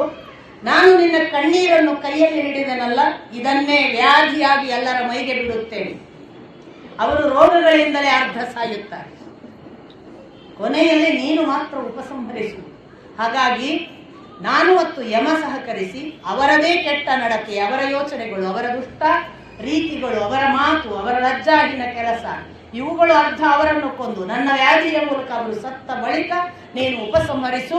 ಇದರಲ್ಲಿ ಅಧರ್ಮದ ಪ್ರಶ್ನೆ ಏನೂ ಇಲ್ಲ, ನೀನು ಕೊಲ್ಲುವುದು ಧರ್ಮಿಷ್ಠ, ಕೊಲ್ಲುವಂತ ಮೃತ್ಯುವನ್ನು ಆದೇಶಿಸಿದನಂತೆ. ಆಗ ಅವಳು ತಾನು ಒಂದಿಷ್ಟು ಕಾಲ ತಪಸ್ಸನ್ನೆಲ್ಲ ಮಾಡಿ, ಕೌಶಿಕಿ ನದಿ, ಗಂಗಾ ನದಿ, ಆಮೇಲೆ ಗೋಕರ್ಣ, ನೈಮಿಷಾರಣ್ಯ, ಹೀಗೆ ಬೇರೆ ಬೇರೆ ಹಿಮವತ್ ಪರ್ವತ ಎಲ್ಲ ಕಡೆ ತಪಸ್ಸು ಮಾಡಿ ತಾನು ಮೃತ್ಯುವಾಗಿ ಸಂಹರಿಸಲಿಕ್ಕೆ ಸಿದ್ಧಳಾದಾಗ ಬ್ರಹ್ಮನ ಇನ್ನೊಂದು ಆದೇಶ, ನೀನು ಭೇದ ಭಾವ ಮಾಡದೆ ಎಲ್ಲರನ್ನೂ ಕೊಲ್ಲಬೇಕು. ನೀನು ಪಾರ್ಶ್ಯಾಲಿಟಿ ಮಾಡಲಿಕ್ಕಿಲ್ಲ, ಇವರನ್ನು ಕೊಲ್ತೇನೆ ಇವರನ್ನು ಬಿಡ್ತೇನೆ. ನೀನು ಯಾರನ್ನೂ ಭೇದ ಭಾವವಿಲ್ಲದೆ ಯಾರಿಗೆ ಸಂದರ್ಭ ಸಮಯ ಬಂದಿದೆ ಅವರನ್ನು ಕೊಲ್ಲಬೇಕು ಅಂದಾಗ ಅವನ ಆದೇಶವನ್ನು ಒಪ್ಪಿ ಅವಳು ಯಾವ ಭೇದವಿಲ್ಲದೆ ನಿರಂತರವಾಗಿ ಕೊಲ್ಲುವುದನ್ನು ಒಪ್ಪಿಕೊಂಡು ಮಾಡಿಕೊಂಡು ಬಂದಳು. ಆ ಮೃತ್ಯು ದೇವತೆ ಪ್ರತಿಯೊಬ್ಬರ ಮನೆಗೂ ಬರ್ತಾಳೆ ಅಂತ ವೇದವ್ಯಾಸರು ಹೇಳಿ, ನಿನಗೆ ಗೊತ್ತಿರಲಿ ಯುಧಿಷ್ಠಿರ, ತಮ್ಮ ತಮ್ಮ ಕೆಲಸ ಅಪೂರ್ಣವಾಗಿ ಕೃತಾರ್ಥರಾಗಬೇಕಾದ ನಿಜವಾದ ಕರ್ತವ್ಯವನ್ನು ಮಾಡದೆ ಯಾವುದೋ ದಸ್ಯುವಿನ ಕೈಯಲ್ಲಿ ಭಯಕ್ಕೆ ಸಿಕ್ಕು ಪಾಪ ಆ ಸಂಜಯನ ಮಗ ಸತ್ತ. ಅವನು ಬದುಕಿದ್ದರೆ ಪಾಪ ಏನನ್ನಾದರೂ ಸಾಧಿಸಬಹುದಿತ್ತು. ತಂದೆಯ ಆಶೆಗೆ ಅವನು ಸುವರ್ಣಮಯನಾದ, ತಂದೆಯ ಆಶೆಯಿಂದ ಸುವರ್ಣಮಯನಾದ್ರಲ್ಲಿ ಅವನ ಪಾಲಿಲ್ಲ. ಆ ಸುವರ್ಣಮಯನಿದ್ದದ್ದರಿಂದ ಕಳ್ಳರಿಗೆ ಆಹಾರವಾದ, ಅದರಲ್ಲೂ ಅವನ ಪಾಲಿಲ್ಲ. ಆದ್ದರಿಂದ ನಾರದರು ಅವನನ್ನು ಬದುಕಿಸಿದರು. ಅವನು ನಿಜ ಬದುಕನ್ನು ಒಂದಿಷ್ಟು ನೋಡಲಿ ಎಂದು. ಅಭಿಮನ್ಯು ಹಾಗಲ್ಲ, ಅವನ ಬದುಕನ್ನು ಸಂಪೂರ್ಣವಾಗಿ ಒಬ್ಬ ವೀರ ಯೋಧ ಎಷ್ಟು ಪರಿಪೂರ್ಣನಾಗಿ ಬದುಕಬೇಕು ಅಷ್ಟನ್ನು ಪರಿಪೂರ್ಣನಾಗಿ ಬದುಕಿ ತೋರಿಸಿದ್ದಾನೆ. ಆದ್ದರಿಂದ ಅವನು ಮತ್ತೆ ಮರಳಿ ಬರಲಿ ಎಂದು ದುಃಖಿಸಬೇಡ, ಅವನ ಸಾವಿಗೆ ನೀನು ಕಾರಣ ಎಂದು ಚಿಂತಿಸಬೇಡ. ಇದು ಮೃತ್ಯು ಯಾವ ಭೇದವಿಲ್ಲದೆ ಅಪಹರಿಸುವ ಒಂದು ಮಾದರಿ, ಇದನ್ನು ಒಪ್ಪಿಕೋ ಅಂತ ಕಥೆಯನ್ನು ಮುಕ್ತಾಯ ಮಾಡ್ತಾನೆ. ಅಷ್ಟರಲ್ಲಿ ಯುಧಿಷ್ಠಿರ ಇದು ಹೌದು ಅಂತ ಒಪ್ಪಿಕೊಳ್ತಾನೆ. ಶಿಬಿರದ ಒಳಗಿದ್ದಂತಹ ವೇದವ್ಯಾಸರು ಅಂತರ್ಧಾನರಾಗ್ತಾರೆ, ಇಲ್ಲವಾಗ್ತಾರೆ, ಅಲ್ಲಿನ ಮಾಯವಾಗ್ತಾರೆ. ಇತ್ತ ಸಂಶಪ್ತಕರನ್ನು ದಕ್ಷಿಣ ದಿಕ್ಕಿನಿಂದ ಸೋಲಿಸಿ ಅರ್ಜುನ ಕೃಷ್ಣನ ಜೊತೆಗೆ ಬರ್ತಾ ಇದ್ದಾನೆ. ಅವನಿಗೆ ಬೇರೆ ಬೇರೆ ಅಶುಭ ಸೂಚನೆಗಳು ಗೊತ್ತಾಗಲಿಕ್ಕೆ ಪ್ರಾರಂಭ ಆಗ್ತವೆ. ಅವನು ಹೇಳ್ತಾನೆ, ನನ್ನ ಯಾವುದೆಲ್ಲ ದೇಹದಲ್ಲಿ ಅಪಶಕುನ ಅಂತ ನಾವು ಭಾವಿಸ್ತೇವೆ ಅಂತಹ ಸೂಚನೆಗಳು ನನ್ನ ದೇಹದಲ್ಲಿ ಎಡಬದಿ ಅದರುವುದು. ಆಮೇಲೆ ಯಾವ ಉತ್ಪಾತಗಳನ್ನು, ಉಲ್ಕಾಪಾತ ಮೊದಲಾದವುಗಳನ್ನು ನಾನು ನೋಡಬಾರ್ದು, ಅವುಗಳನ್ನು ನೋಡ್ತಿರುವುದು, ಕೆಟ್ಟ ಕೆಟ್ಟ ಪಕ್ಷಿಗಳ ಕೂಗುಗಳು ಕೇಳ್ತಾ ಇರುವುದು, ನರಿ ಮೊದಲಾದ ಊಳಿಡುವಂತಹ ಸಂಗತಿಗಳನ್ನು ತಾನು ಹೇಳಿದ್ದನ್ನು ಕೃಷ್ಣನ ಜೊತೆಗೆ ಹೇಳ್ತಾ, ಇದು ಏನು ಕೃಷ್ಣ, ಯಾಕೋ ಒಳ್ಳೆಯ ಸೂಚನೆಗಳು ನನಗೊಂದು ಕಾಣುತ್ತಿಲ್ಲ, ಏನೋ ಅಶುಭವಾಗಿದೆ ಎಂದು ನನಗನ್ನಿಸುತ್ತದೆ. ನನ್ನ ಅಣ್ಣ ಯುಧಿಷ್ಠಿರ, ಅವನಿಗೆ ನೋಡಿ ಯುಧಿಷ್ಠಿರ ಬಂಧನ ಆದ್ನ ಅಂತ ಒಂದು ಚಿಂತೆ. ನನ್ನ ಅಣ್ಣ ಯುಧಿಷ್ಠಿರ ಕ್ಷೇಮವಾಗಿದ್ದಾನೆ ತಾನೆ, ಅವನನ್ನೇನಾದರೂ ದುರ್ಯೋಧನ ಮೊದಲಾದವರು ಬಂಧಿಸಿದರೆ, ಕೃಷ್ಣ ನೋಡಿ ಏನೋ ಗೊತ್ತಿಲ್ಲದ ಹಾಗೆ ಯುಧಿಷ್ಠಿರ ಕ್ಷೇಮನಾಗಿಯೇ ಇದ್ದಾನೆ, ಬೇರೆ ಏನೋ ಸಂಭವಿಸಿರಬೇಕು ಅಷ್ಟೇ ಹೇಳ್ತಾನೆ. ಮುಂದುವರಿತಾನೆ ಅವನು. ಮತ್ತೆ ಮುಂದುವರಿದು ಕೇಳ್ತಾನೆ, ಕೃಷ್ಣ ಯಾಕೋ ನನಗೆ ಇನ್ಯಾರಿಗೂ ಏನೋ ಆಗಿದೆ ಅನ್ನಿಸ್ತದೆ, ವಿರಾಟ ಮೊದಲಾದ ದ್ರುಪದ ಮೊದಲಾದ ರಾಜರುಗಳು ಕ್ಷೇಮವೇ, ಅವರಿಗೇನಾದರೂ ಆಗಿದೆಯೇ? ಕೃಷ್ಣ ಏನೂ ಹೇಳೋದಿಲ್ಲ. ಸಾಯಂಕಾಲದ ಸಂಧ್ಯಾ ವಂದನೆಯ ಸಮಯ ಆಗುತ್ತೆ. ಅಲ್ಲೇ ಕುರುಕ್ಷೇತ್ರದ ಒಂದು ಬದಿಯಲ್ಲಿ ಇಬ್ಬರು ಸಾಯಂಕಾಲದ ಸಂಧ್ಯಾ ವಂದನೆ ಮಾಡ್ತಾರೆ. ಮಾಡಿ ಪುನಃ ಹೊರಟಾಗ ಇವನು ಅಂಥದೇ ಪ್ರಶ್ನೆಯನ್ನು ಕೇಳ್ತಾ ಕೇಳ್ತಾ ಕೃಷ್ಣನ ಜೊತೆಗೆ ಮುಂದೆ ಬಂದು ಶಿಬಿರಕ್ಕೆ ಹತ್ರ ಆಗ್ತಾನೆ. ಒಂದೇ ಒಂದು ಮಂಗಲವಾದ್ಯಗಳಿಲ್ಲ, ವಿಜಯ ಘೋಷಗಳಿಲ್ಲ, ಶುಭ ಸೂಚಕವಾದ ಯಾವ ಸಂಗತಿಗಳನ್ನು ನಾನು ಕಾಣುತ್ತಿಲ್ಲ. ಯಾವುದೋ ಒಂದು ನೀರವ ಮೌನ, ಎಲ್ಲರೂ ಏನೋ ಆದಂತೆ ಕಾಣಿಸುತ್ತಾರೆ. ಎದುರುಗೊಳ್ಳುವವರು ಯಾರೂ ಕಾಣುವುದಿಲ್ಲ. ನನ್ನನ್ನು ಬಂದು ಯಾವಾಗಲೂ ಬಾ ಅಂತ ವಿಚಾರಿಸುತ್ತಿರುವವರು ಇವತ್ತು ಯಾರೂ ಕಾಣುವುದಿಲ್ಲ. ಪಾಂಡವರು ಕ್ಷೇಮವೇ? ಅವರು ಯಾರೂ ಕಾಣಿಸದೇ ಇರುವುದಕ್ಕೆ ಏನು ಕಾರಣ? ಎದುರುಗೊಳ್ಳುವ ಯಾವುದೋ ಯೋಧ ಕೂಡ ಮುಖ ಕೆಳಗೆ ಹಾಕಿ ಹೋಗುತ್ತಿದ್ದಾನೆ. ಯಾವ ಅಭಿನಂದನೆಗಳಿಲ್ಲ, ಪ್ರಶಂಸೆಗಳಿಲ್ಲ. ಏನಾಗಿದೆ ಕೃಷ್ಣ? ಕೃಷ್ಣ ಮಾತಾಡುವುದಿಲ್ಲ. ಮತ್ತೆ ಸಂಶಪ್ತಕರ ತಾನು ಸೋಲಿಸಿದ ನಂತರದ ಈ ಘಟನೆಗಳನ್ನೆಲ್ಲ ಮತ್ತೆ ಇವರು ಯಾರು ಏನು ಮಾಡಲ್ಲ, ಯಾಕೆ ಅಂತ ಕೇಳ್ಕೊತಾ ಮುಂದೆ ಬಂದಾಗ ಅವನಿಗೆ ಪಾಂಡವರು ಕಾಣಿಸ್ತಾರೆ, ಪಕ್ಕದಲ್ಲಿ ಉಪಪಾಂಡವರು ಕಾಣಿಸ್ತಾರೆ. ಇದ್ದಕ್ಕಿದ್ದ ಹಾಗೆ ನಾನು ಯಾವಾಗಲೂ ಬಂದಾಗ ಓಡಿ ಬಂದು ಅಭಿನಂದಿಸುತ್ತಿದ್ದ, ನಮಸ್ಕರಿಸುತ್ತಿದ್ದ ನನ್ನ ಮಗ ಅಭಿಮನ್ಯು ಯಾಕೆ ಕಾಣಿಸುತ್ತಿಲ್ಲ? ಅಭಿಮನ್ಯು ಕ್ಷೇಮವಾಗಿದ್ದಾನೆ? ಅವನು ಈಗ ಇಲ್ಲಿ ಯಾಕೆ ಇಲ್ಲ? ನೀವೆಲ್ಲರೂ ಯಾಕೆ ಮಾತನಾಡುತ್ತಿಲ್ಲ? ನನ್ನ ಮಗ ಅಭಿಮನ್ಯುವನ್ನು ಇಂದು ದ್ರೋಣರು ಚಕ್ರವ್ಯೂಹ ರಚಿಸಿದ್ದರು ಎಂದು ಕೇಳಿದ್ದೆ. ನೀವೇನಾದರೂ ಚಕ್ರವ್ಯೂಹ ಪ್ರವೇಶಿಸಿ ಎಂದು ಕಳುಹಿಸಿದ್ದೀರೆ? ಆ ಚಕ್ರವ್ಯೂಹವನ್ನು ಅವನು ಪ್ರವೇಶಿಸಿದನೆ. ಹಾಗೊಂದು ವೇಳೆ ಅವನು ಪ್ರವೇಶಿಸಿದ್ದೆ ಆದರೆ ಅವನಿಗೆ ಪ್ರವೇಶ ಮಾತ್ರ ಗೊತ್ತಿತ್ತು, ಅವನಿಗೆ ಮರಳಿ ಬರುವುದು ಗೊತ್ತಿರಲಿಲ್ಲ. ಅವನು ನಿಮ್ಮ ಆದೇಶದಂತೆ ಏನಾದರೂ ಪ್ರವೇಶಿಸಿ ಆ ದ್ರೋಣಾಚಾರ್ಯ ಮೊದಲಾದ ವೀರರ ಕೈಗೆ ತುತ್ತಾದನೆ. ನನ್ನ ಮಗ ಪ್ರವೇಶಿಸಿ ಇಲ್ಲವಾದನೆ. ಎಂಥ ಮಗ ನನ್ನ ಮಗ, ಅಂಥ ಪರಾಕ್ರಮಿಯನ್ನು ನಾನು ಇದುವರೆಗೆ ನೋಡಿಲ್ಲ. ನನಗಿಂತ 1.5 ಪಟ್ಟು ಅಧಿಕ ಶ್ರೇಷ್ಠ ಪರಾಕ್ರಮಿ. ಅವನಿಗೆ ನಾನು ಅರ್ಧ ವಿದ್ಯೆಯನ್ನು ಮಾತ್ರ ಕಲಿಸಿದ್ದೆ. ಪ್ರವೇಶದವರೆಗೆ ಅವನು ಎಂಥ ಸುಂದರಾಂಗ, ಎಷ್ಟು ಸುಖದಲ್ಲಿ ಬೆಳೆದವ. ಅವನಂಥ ಒಬ್ಬ ಪರಾಕ್ರಮಿ, ಹಾಗೆ ಒಬ್ಬ ನೀಳಕಾಯದ ಸುಂದರ ಪುರುಷನನ್ನು ನಾನು ನೋಡಿಲ್ಲ. ನನಗೆ ಪ್ರಿಯ, ಕೃಷ್ಣನಿಗೆ ಪ್ರಿಯ, ಪ್ರದ್ಯುಮ್ನನಿಗೆ ಪ್ರಿಯ, ಅಂಥ ಪ್ರಿಯನಾದ ಆ ಅಭಿಮನ್ಯು ಇಲ್ಲವಾದನೆ. ಯಾರು ಮಾತಾಡುವುದಿಲ್ಲ. ಮುಂದುವರಿಸ್ತಾ ಹೇಳ್ತಾನೆ, ಅವನು ಇಲ್ಲವಾದನು ಎಂದರೆ ನಾನು ಸುಭದ್ರೆಗೆ ಏನು ಹೇಳಲಿ? ನಾನು ದ್ರೌಪದಿಗೆ ಏನೆಂದು ಉತ್ತರ ಕೊಡಲಿ? ನಾನು ಉತ್ತರೆಯ ಮುಖ ಹೇಗೆ ನೋಡಲಿ? ಅವನು ಎಂಥ ಸುಂದರವಾದ ಜೀವನವನ್ನು ಕಳೆದಿದ್ದಾನೆ. ಹಂಸತೂಲಿಕಾ ಕಲ್ಪದಲ್ಲಿ ಮಲಗಿ ಬದುಕನ್ನು ಸುಖದ ಸುಪ್ಪತ್ತಿಗೆಯಲ್ಲಿ ಕಳೆದ ಹುಡುಗ ಇವತ್ತು ಮಣ್ಣಿನಲ್ಲಿ ರಣಾಂಗಣದಲ್ಲಿ ರಕ್ತದ ಸಹಿತವಾಗಿ ಬಾಣದ ನಟ್ಟ ನೋವುಗಳಲ್ಲಿ ಬಿದ್ದು ಸತ್ತಿದ್ದಾನೆ. ಅಂಥ ಮಗನನ್ನು ನಾನಿನ್ನು ನೋಡುವ ಹಾಗಿಲ್ಲವೇ? ನನಗೆ ನನ್ನ ಮಗ ಕಾಣಿಸಲಿಕ್ಕೆ ಸಾಧ್ಯವಿಲ್ಲವೇ? ಇದುವರೆಗೆ ನೋಡಿದ ಅಭಿಮನ್ಯು ನನಗಿನ್ನು ಚಿತ್ರ ಮಾತ್ರವೇ? ಹೀಗೆ ನಿರಂತರವಾಗಿ ಸಾವು ಆಗಿದೆ ಅಂತ ತಾನೇ ಗೊತ್ತು ಮಾಡಿಕೊಂಡು ನನ್ನ ಮಗ ಅಭಿಮನ್ಯು ಇಲ್ಲವಾದ ಮೇಲೆ ಹೇಳ್ತಾನೆ. ಕೃಷ್ಣ ಮಾತಾಡುವುದಿಲ್ಲ, ಯುಧಿಷ್ಠಿರಾದಿಗಳು ಮಾತಾಡುವುದಿಲ್ಲ. ಸ್ವಲ್ಪ ಹೊತ್ತಿನಲ್ಲಿ ಅರ್ಜುನ ಸಾವರಿಸಿಕೊಂಡು, ಇದು ಹೇಗೆ ನಡೆಯಿತು?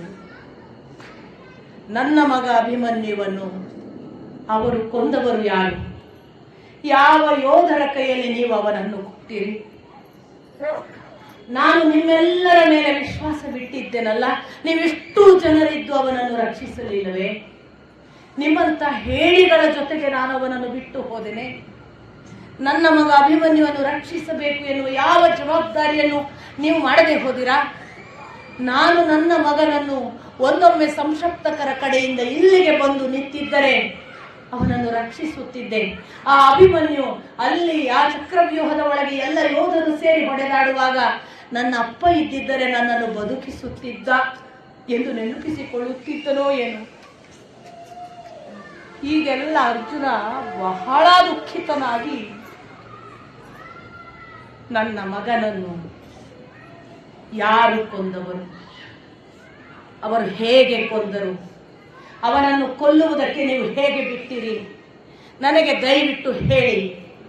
ನನ್ನ ಮಗ ಹಾಗೆ ಅಷ್ಟು ಸರಳವಾಗಿ ಸಾಯುವವನಲ್ಲ.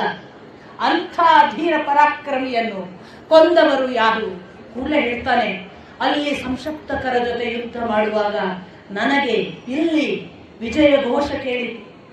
ಆ ವಿಜಯ ಘೋಷದ ಹಿಂದೆಯೇ ಯುಯುತ್ಸುವಿನ ಧ್ವನಿ ಕೇಳಿತು. ಯುಯುತ್ಸು ನಿಮಗೆ ನೆನಪಿರಬಹುದು. ಅವನು ಧೃತರಾಷ್ಟ್ರ ಪುತ್ರ, ವೈಶ್ಯಾಸ್ತ್ರೀಗೆ ಹುಟ್ಟಿದವ, ಗಾಂಧಾರಿಗೆ ಹುಟ್ಟಿದ ಅಲ್ಲ. ವೈಶ್ಯ ಒಬ್ಬಳು ಸ್ತ್ರೀಯನ್ನ ಅವನು ತನ್ನ ಹೆಂಡತಿಯಾಗಿ ಪರಿಗ್ರಹಿಸಿರ್ತಾನೆ, ಅಥವಾ ಅಂತಃಪುರದ ಸ್ತ್ರೀ ಅವಳಿಗೆ ಹುಟ್ಟಿದ ಯುಯುತ್ಸು. ನನಗೆ ಯುಯುತ್ಸುವಿನ ಧ್ವನಿ ಕೇಳಿಸಿತು. ಆ ಯುಯುತ್ಸು ಹೇಳುತ್ತಿದ್ದ, ಇಂಥ ಪುಟ್ಟ ಬಾಲಕನನ್ನು ಅಧರ್ಮದಿಂದ ಕೊಂದಿದ್ದೀರಿ, ನೀವು ನಾಳೆ ರಾತ್ರಿ ಆಗುವುದರ ಒಳಗೆ ನಾಶವಾಗುತ್ತೀರಿ. ಕೃಷ್ಣಾರ್ಜುನರು ಬಂದು ನಿಮ್ಮನ್ನು ಇಲ್ಲವಾಗಿಸುತ್ತಾರೆ. ನಿಮಗೆ ಪರಾಕ್ರಮವಿದ್ದರೆ ಕೃಷ್ಣಾರ್ಜುನರ ಮುಂದೆ ಈ ಕೆಲಸ ಮಾಡಬೇಕಿತ್ತು. ಅವರಿಲ್ಲದ ಹೊತ್ತಿನಲ್ಲಿ ನೀವು ಮಾಡಿದ ಅನ್ಯಾಯಕ್ಕೆ ನೀವು ಪ್ರತಿಫಲ ಅನುಭವಿಸುತ್ತೀರಿ. ನಿಮ್ಮಂತ ಹೇಡಿಗಳ ಜೊತೆಗೆ ನಾನೇನು ಯುದ್ಧ ಮಾಡುವುದಿಲ್ಲ. ನಾನು ರಣರಂಗವನ್ನು ತ್ಯಜಿಸುತ್ತೇನೆ, ಶಸ್ತ್ರಾಸ್ತ್ರವನ್ನು ಕೆಳಗಿಡುತ್ತೇನೆ ಎಂದು ಅವನು ಘೋಷಿಸಿದ ಮಾತು ನನಗಲ್ಲಿ ಕೇಳಿಸುತ್ತಿತ್ತು. ಆಗ ತಿರುಗಿ ಕೃಷ್ಣನಿಗೆ ಕೇಳ್ತಾನೆ, ಕೃಷ್ಣ ನೀನು ಯಾಕೆ ಹೇಳಲಿಲ್ಲ? ಆ ಕ್ಷಣದಲ್ಲಿ ನಾವು ಇತ್ತ ಬರಬಹುದಿತ್ತಲ್ಲ. ಇದು ಕೃಷ್ಣನಿಗೆ ಕೇಳಿತ್ತು ಈ ಮಾತು. ಅವನು ನನಗೆ ಹೇಳಿದ್ದ, ಆದರೆ ನನ್ನನ್ನು ಸಂಶಪ್ತಕರ ಜೊತೆಗೆ ಯುದ್ಧಕ್ಕೆ ಬಿಟ್ಟು ಇಲ್ಲಿ ಅಭಿಮನ್ಯುವಿನ ವಧೆಯಾಯಿತು. ಯಾಕೆ ಅಣ್ಣ? ಯುಧಿಷ್ಠಿರನಿಗೆ ಕೇಳ್ತಾನೆ, ಕುರುನಂದನ, ನೀನು ಭೀಮಸೇನ, ನಕುಲ, ಸಹದೇವ, ಸಾತ್ಯಕಿ, ದೃಪದ, ವಿರಾಟ, ಇಷ್ಟು ಜನ ನೀವು ಮಹಾನುಭಾವರು, ನನ್ನ ಮಗನನ್ನು ಯಾಕೆ ರಕ್ಷಿಸಲಿಲ್ಲ? ಯುಧಿಷ್ಠಿರ ಬಹಳ ವಿನೀತನಾಗಿ ಅತ್ಯಂತ ದುಃಖದಿಂದ, ನೀನು ಭಾವಿಸಿದಂತೆ ಚಕ್ರವ್ಯೂಹ ಪ್ರವೇಶಿಸಬೇಕಾದ ಅನಿವಾರ್ಯತೆ ನಮಗೆ ಬಂತು ಅರ್ಜುನ. ನಾವು ಪ್ರವೇಶಿಸದೇ ಇದ್ದರೆ ಹೇಡಿಗಳಾಗುತ್ತಿದ್ದೆವು. ಅಂಥ ಹೊತ್ತಿನಲ್ಲಿ ನಮ್ಮನ್ನು ಪ್ರವೇಶಿಸುವ ಒಬ್ಬನೇ ಹುಡುಗ, ಚಕ್ರವ್ಯೂಹ ಬೇಗಕ್ಕೆ ಸಿದ್ಧನಾದವ ಅಭಿಮನ್ಯು. ನಾವು ಆ ಅಭಿಮನ್ಯುವನ್ನು ನೀನು ಪ್ರವೇಶಿಸು ಎಂದು ಕೇಳಿಕೊಂಡೆವು. ಅವನು ತನಗೆ ಮರಳಿ ಬರುವುದು ಗೊತ್ತಿಲ್ಲ ಎಂದು ನಮ್ಮ ಜೊತೆಗೆ ಹೇಳಿದ್ದ. ನಾವು ಅವನಿಗೆ ನೀನು ನಿಶ್ಚಿಂತೆಯಿಂದ ಒಳಗೆ ಪ್ರವೇಶಿಸುವುದನ್ನಷ್ಟೇ ಯೋಚಿಸು, ನಾವು ನಿನ್ನ ಬೆನ್ನಿಗೆ ಅಷ್ಟೂ ಜನ ಪಾಂಡವ ಸೇನೆಯ ಸಹಿತ ಪ್ರವೇಶ ಮಾಡಿ ಅಷ್ಟು ಜನ ವೀರ ಯೋಧರನ್ನು ಮುಗಿಸುತ್ತೇವೆ. ನಮ್ಮ ಬಗ್ಗೆ ನಿನಗೆ ನಿಶ್ಚಿಂತೆಯ ಭರವಸೆ ಇರಲಿ. ಯಾವ ಕಾರಣಕ್ಕೂ ನಾವು ನಿನ್ನ ಹಿಂದೆ ಇದ್ದೇವೆ ಅಂದಿದ್ದೆವು ಅರ್ಜುನ. ಆದರೆ ಆ ಚಕ್ರವ್ಯೂಹವನ್ನು ಭೇದಿಸಿ ಇನ್ನೇನು ನಾವು ಪ್ರವೇಶಿಸಬೇಕು, ನಮ್ಮ ಒಂದರೆ ಕ್ಷಣದ ಅವಕಾಶ ಕೊಡದೆ ಜಯದ್ರಥ ತಾನು ನಿಂತು ಅವನ ಜೊತೆಗೆ ಭೂರಿಶ್ರವಸ ಮತ್ತಿತರರ ಸಹಾಯದ ಜೊತೆಗೆ ಅವನು ನಮ್ಮನ್ನು ಏಕ ವ್ಯಕ್ತಿಯೂ ಕೂಡ ಒಳಗೆ ಹೋಗದಂತೆ ಅಭಿಮನ್ಯು ಮಾತ್ರ ಒಳಗೆ ಪ್ರವೇಶಿಸುವಂತೆ ಮಾಡಿ ತಡೆದು ಬಿಟ್ಟ. ಹಾಗಾಗಿ ನಮಗದು ಸಾಧ್ಯವಾಗಲಿಲ್ಲ ಅರ್ಜುನ. ನಾವು ಹೊರಗೆ ನಿಂತು ಜಯದ್ರಥನನ್ನು ಮತ್ತು ಜಯದ್ರಥನ ಜೊತೆಗಿದ್ದ ಸೇನೆಯನ್ನು ಎದುರಿಸಿ ಯುದ್ಧ ಮಾಡುವುದರಲ್ಲಿ ನಿರತರಾಗಬೇಕಾಯಿತು. ಅಭಿಮನ್ಯು ಒಬ್ಬನೇ ಅಲ್ಲಿ ಹೋರಾಡಿದರೂ ಕೂಡ ಅವನ ಅಶ್ಮಕ ಪುತ್ರನನ್ನು, ದುರ್ಯೋಧನ ಪುತ್ರನನ್ನು, ಶಕುನಿಯ ಸಹೋದರರನ್ನು, ಕರ್ಣನ ತಮ್ಮನನ್ನು, ಕರ್ಣನ ಸಚಿವರನ್ನು, ಅನೇಕ ಗಾಂಧಾರ ಸೇನೆಯ ಸಾವಿರಾರು ಜನ ಯೋಧರನ್ನು ಎಲ್ಲರನ್ನೂ ವಧೆ ಮಾಡಿ ತಾನು ಕಟ್ಟ ಕಡೆಗೆ ದುಶ್ಯಾಸನನ ಗದಾಯುದ್ಧದಲ್ಲಿ ಪ್ರಹರಿತನಾಗಿ ಪ್ರಾಣ ಕಳೆದುಕೊಂಡ. 6 ಜನ ಯೋಧರು ಏಕಕಾಲದಲ್ಲಿ ಅವನೊಬ್ಬನನ್ನೇ ಮುತ್ತಿಕ್ಕಿದರಿಂದ ಅವನಿಗೆ ಪ್ರತಿಭಟಿಸಲು ಅವಕಾಶವೇ ಕೊಡದೆ ಅವನು ಕೊಂದು ಬಿಟ್ಟರು ಅನ್ಯಾಯದಿಂದ ಅಂತ ಹೇಳ್ತಾರೆ. ಒಂದು ಕ್ಷಣ ಅರ್ಜುನ ಮೂರ್ಛೆ ಹೋಗಿ ನೆಲಕ್ಕೆ ಬೀಳ್ತಾನೆ. ಅವನನ್ನು ಎಬ್ಬಿಸಿ ಅವನಿಗೆ ಮತ್ತೆ ಮೂರ್ಛೆ ಬರುವವರೆಗೆ ಗಾಳಿ ಸಾಂತ್ವನಗಳನ್ನು ಮಾಡಿ ಕೃಷ್ಣ ಕೂಡ ಅವನನ್ನು ದುಃಖಿಸಬೇಡ ಅರ್ಜುನ, ನಿನ್ನ ದುಃಖದಿಂದ ಇದು ಪರಿಹಾರವಾಗುವುದಿಲ್ಲ. ಅಭಿಮನ್ಯುವಿಗೆ ಇಂಥದೊಂದು ವೀರ ಯೋಧನ ಮರಣ ಬಂದಿದೆ.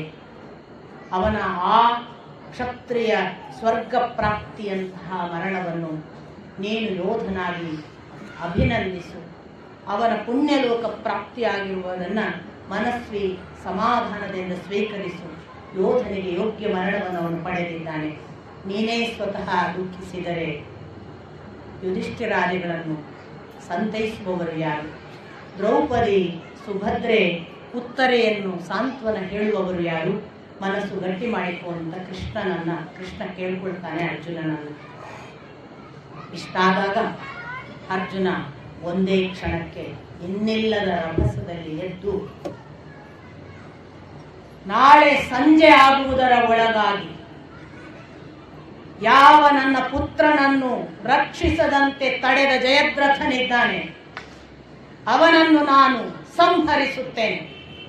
ಅವನು ಸೂರ್ಯಾಸ್ತದ ಒಳಗೆ ಒಂದೊಮ್ಮೆ ಸಂಹಾರ ಆಗದೇ ಇದ್ದರೆ ನಾನು ಬದುಕುಳಿಯುವುದಿಲ್ಲ.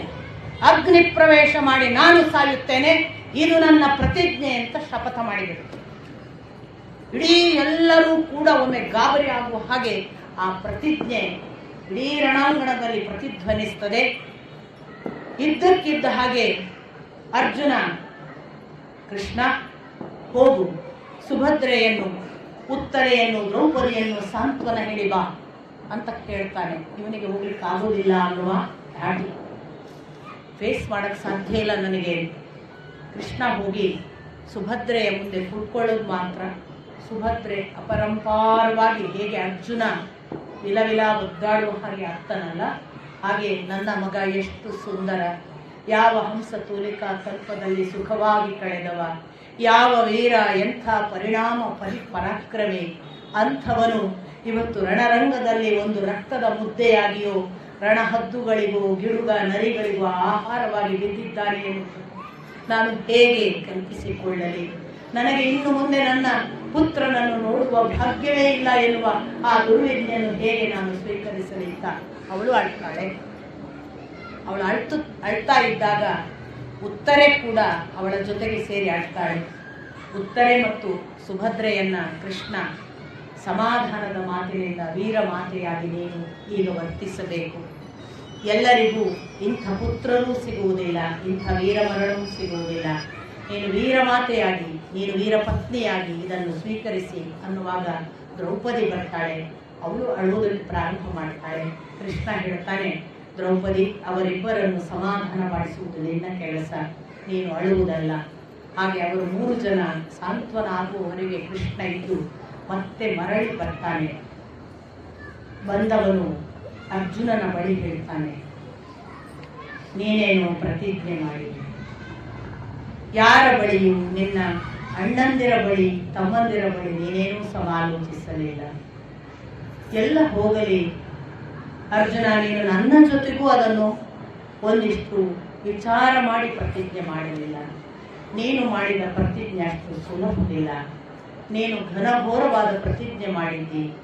ನಾಳೆ ಜಯದ್ರಥನನ್ನು ಮುಗಿಸುವುದು ಅಷ್ಟು ಸುಲಭದ ಕೆಲಸವಲ್ಲ. ಇಂಥ ಪ್ರತಿಜ್ಞೆಯ ಹಿಂದೆ ಈಗ ನನ್ನ ಜವಾಬ್ದಾರಿ ಬಹಳ ಹೆಚ್ಚಾಯಿತು. ನಾನೀಗ ಈ ಗುರುತರವಾದ ಜವಾಬ್ದಾರಿಯನ್ನು ಹೇಗೆ ನಿಭಾಯಿಸಲಿ ಎಂದು ನೋಡುತ್ತಿದ್ದೇನೆ ಅಂತೆಲ್ಲ ಹೇಳಿ, ಆಗ ಅರ್ಜುನ ಹೇಳ್ತಾನೆ, ನೀನು ಏನೂ ಚಿಂತಿಸಬೇಡ ಕೃಷ್ಣ, ನಾನು ಇಂಥ ಅನೇಕ ಪರಾಕ್ರಮಿಗಳು 1000 ಸಂಖ್ಯೆಯಲ್ಲಿ ಬಂದರೂ ಕೂಡ ಮುಗಿಸಬಲ್ಲೆ. ನನ್ನ ಜೊತೆಗೆ ನೀನಿದ್ದಿ, ಶಿವನ ಅನುಗ್ರಹ ಇದೆ. ನಾನು ಇರುವ ನನ್ನ ಎಲ್ಲ ದಿವ್ಯಾಸ್ತ್ರಗಳು, ಬ್ರಹ್ಮಾಸ್ತ್ರಗಳು ಮೊದಲಾದ ಅಸ್ತ್ರಗಳ ಜೊತೆಗೆ ನಾನು ಈ ಯುದ್ಧವನ್ನು ಮುಗಿಸಿಯೇ ಮುಗಿಸುತ್ತೇನೆ. ಜಯದ್ರಥ ನನ್ನ ಕೈಯಿಂದ ನಾಳೆ ಹತನಾಗಿಯೇ ಆಗುತ್ತಾನೆ, ನನಗೆ ಭರವಸೆ ಇದೆ ಅಂತ ಪುನಃ ಹೇಳ್ತಾನೆ. ಕೃಷ್ಣ ತನ್ನ ವಿಶ್ರಾಂತಿ ಗೃಹಕ್ಕೆ ಬರ್ತಾನೆ. ಅತ್ತ ಅರ್ಜುನ ಅವನ ವಿಶ್ರಾಂತಿ ಗೃಹಕ್ಕೆ ಹೋಗ್ತಾನೆ.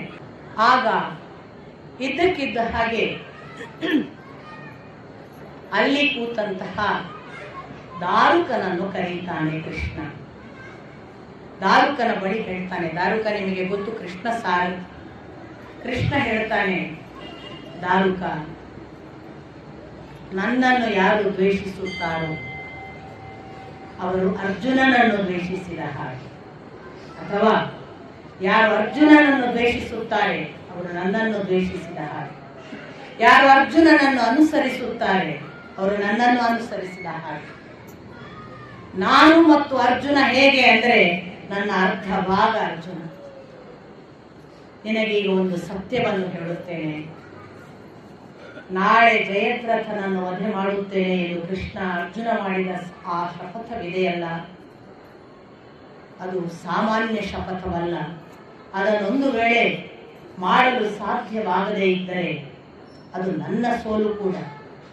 ಅಷ್ಟು ಮಾತ್ರವಲ್ಲ, ನಾಳೆ ಅರ್ಜುನ ಅಗ್ನಿ ಪ್ರವೇಶ ಮಾಡಬೇಕಾದಂತಹ ದುರವಸ್ಥೆಯೂ ಇದು ಸಂಭವಿಸದ ಹಾಗೆ ನಾವು ನೋಡಿಕೊಳ್ಳಬೇಕು. ನೆಕ್ಸ್ಟ್ ಮಾತು ನೋಡಿ, ದಾರುಕ, ನಾಳೆ ನಾನು ಒಂದು ಸಂದರ್ಭ ಬಂದರೆ ನಾನೇ ಯುದ್ಧಕ್ಕೆ ಇಳಿಯುತ್ತೇನೆ. ಅರ್ಜುನ ಒಂದೊಮ್ಮೆ ಯುದ್ಧ ಮಾಡುವುದರಲ್ಲಿ ಸೋತರೆ ನಾಳೆ ನನ್ನ ಕೆಲಸ. ಆದರೆ ಅರ್ಜುನನನ್ನು ನಾನು ಸೋಲಲಿಕ್ಕೆ ಬಿಡುವುದಿಲ್ಲ. ಅವನು ನನ್ನ ಅರ್ಧ ಶರೀರ, ನನಗೆ ಅತ್ಯಂತ ಪ್ರಿಯನು, ನನ್ನ ಭಕ್ತನು. ನಾನು ಅವನನ್ನು ಎಂದೂ ಸೋಲುವುದಕ್ಕೆ ಬಿಡುವುದಿಲ್ಲ. ಹಾಗಾಗಿ ನಾಳೆ ನೀನು ನನ್ನ ರಥವನ್ನು ಸಿದ್ಧಗೊಳಿಸು, ಅದರ ಧ್ವಜ ಸ್ಥಾಪನೆಯಾಗಲಿ, ಅದರಲ್ಲಿ ಕೌಮೋದಕಿ ಗದೆಯನ್ನು ಹಾಕು, ಸುದರ್ಶನ ಚಕ್ರ ಮೊದಲಾದ ಆಯುಧಗಳನ್ನು ಸಿದ್ಧಪಡಿಸು. ನೀನು ಸಿದ್ಧನಾಗಿ ಕವಚಗಳನ್ನು ಧರಿಸಿ ಸಾರಥಿಯಾಗಿ 4 ನನ್ನ ಕುದುರೆಗಳನ್ನು ಕಟ್ಟಿಕೊಂಡು ನಾನು ಪಾಂಚಜನ್ಯ ಶಂಖವನ್ನು ಊದಿದ ಒಂದು ಸಂಕೇತ ಕೊಟ್ಟರೆ ತಕ್ಷಣ ನೀನು ನನ್ನ ಬಳಿಗೆ ಆ ರಥ ತೆಗೆದುಕೊಂಡು ಬರಬೇಕು. ನಾಳೆ ಅರ್ಜುನನಿಗೆ ಸಾಧ್ಯವಾಗದಿದ್ದರೆ ಈ ಕೃಷ್ಣನಿದ್ದಾನೆ, ಅವನು ರಥ ಹೂಡಿ ಅರ್ಜುನನ ಆ ಒಂದು ಶಪಥವನ್ನು ತೀರಿಸುತ್ತಾನೆ. ಏನು ಗುರು ಗಣಪ, ಗುರುಗಳು ಹೇಗಿರ್ತಾರೆ ಅಂತ ಕೃಷ್ಣನನ್ನು ನೋಡಿದ್ರೆ, ಅಂದ್ರೆ ಗುರುಗಳಂದ್ರೆ ಇವತ್ತು ನಿಮ್ಗೆ ಕುಂಡಲಿನಿ ಜಾಗೃತಿ ಮಾಡ್ತೇವೆ 2 ಲಕ್ಷ ಕೊಡ್ರಿ, ಅಲ್ಲಪ್ಪ, ಬರಲ್ಲ, ಅಲ್ಲ. ಪ್ರಾಣ ಕೊಡ್ಬೇಕು ನೋಡಿ, ಪ್ರಾಣ ಕೊಡ್ಬೇಕು. ದುಡ್ಡು ಕೇಳೋದಿಲ್ಲ, ಮತ್ತೊಂದು ಕೇಳೋದಿಲ್ಲ. ನಿಜ ಗುರು ಕೃಷ್ಣನ ಗುರುತ್ವ ನೋಡಿ.